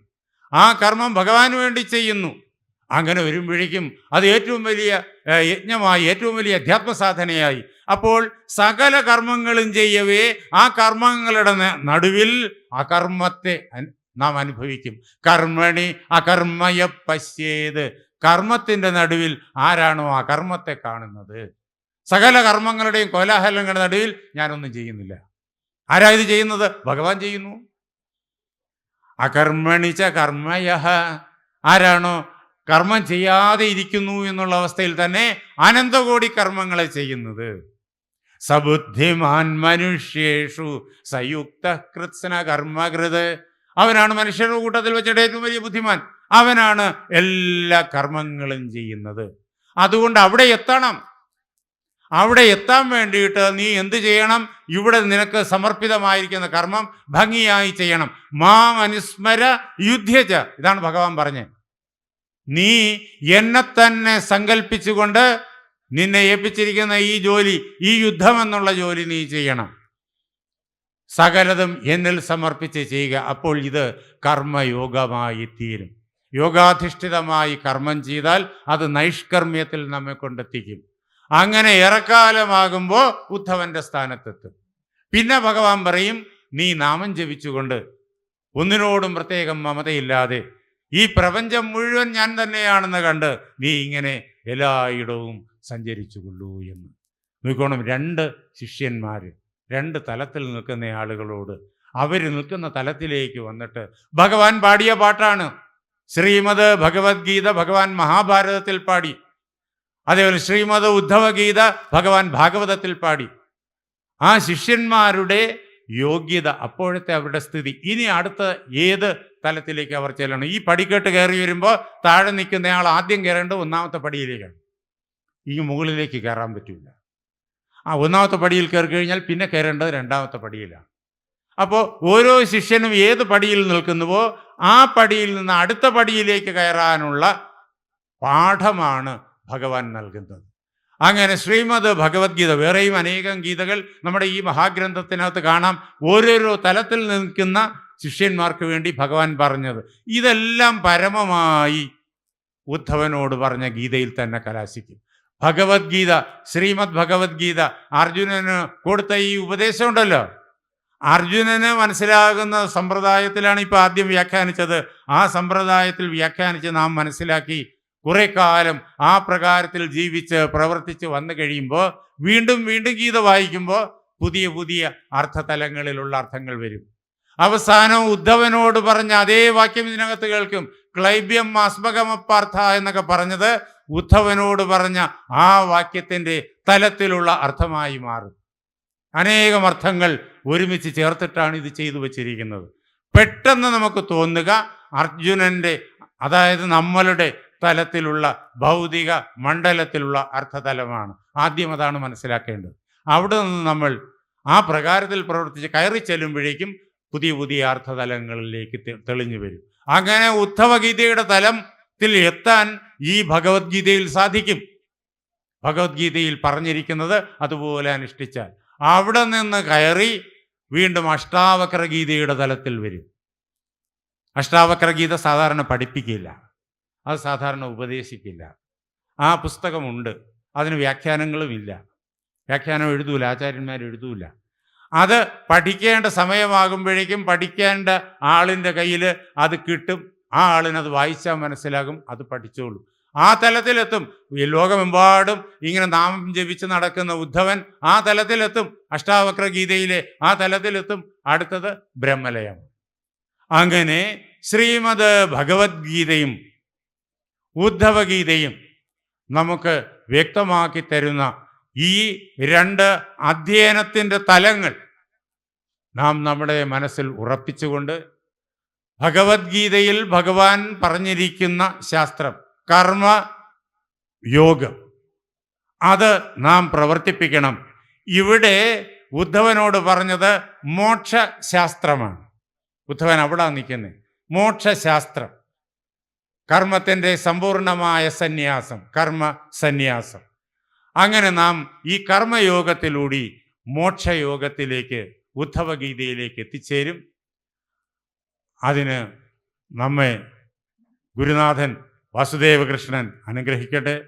എൻ്റെ വാക്കുകളാകുന്ന പൂജാപുഷ്പങ്ങൾ എൻ്റെ വാക്കുകളാകുന്ന പൂജാപുഷ്പങ്ങൾ പാർവതീ പരമേശ്വരന്മാരുടെ പാദങ്ങളിൽ, ശ്രീരാമസീത ആഞ്ജനേയന്മാരുടെ പാദങ്ങളിൽ, എൻ്റെ ഗുരുനാഥനായ ജഗദ്ഗുരു സ്വാമി സത്യാനന്ദ സരസ്വതി തൃപ്പാദങ്ങളിൽ, എൻ്റെ പരമഗുരുവായ ബ്രഹ്മശ്രീ നീലകണ്ഠ ഗുരുപാദരുടെ പാദപങ്കജങ്ങളിൽ, ഈ ക്ഷേത്രത്തിൽ വിരാജിച്ച് നമ്മെ അനുഗ്രഹിക്കുന്ന വാസുദേവകൃഷ്ണൻ്റെ പാദപങ്കജങ്ങളിൽ, ഈ യജ്ഞത്തിൻ്റെ ആചാര്യനായിരിക്കുന്ന ആ ഗുരുനാഥൻ്റെ പാദപത്മങ്ങളിൽ, ആ ധന്യമായ സങ്കല്പം കൊണ്ട് പവിത്രമായിരിക്കുന്ന നിങ്ങളുടെ ഹൃദയങ്ങളിൽ പൂജാപുഷ്പങ്ങളെന്നോണം സമർപ്പിച്ചുകൊള്ളുന്നു. ജയ് സീതാറാം.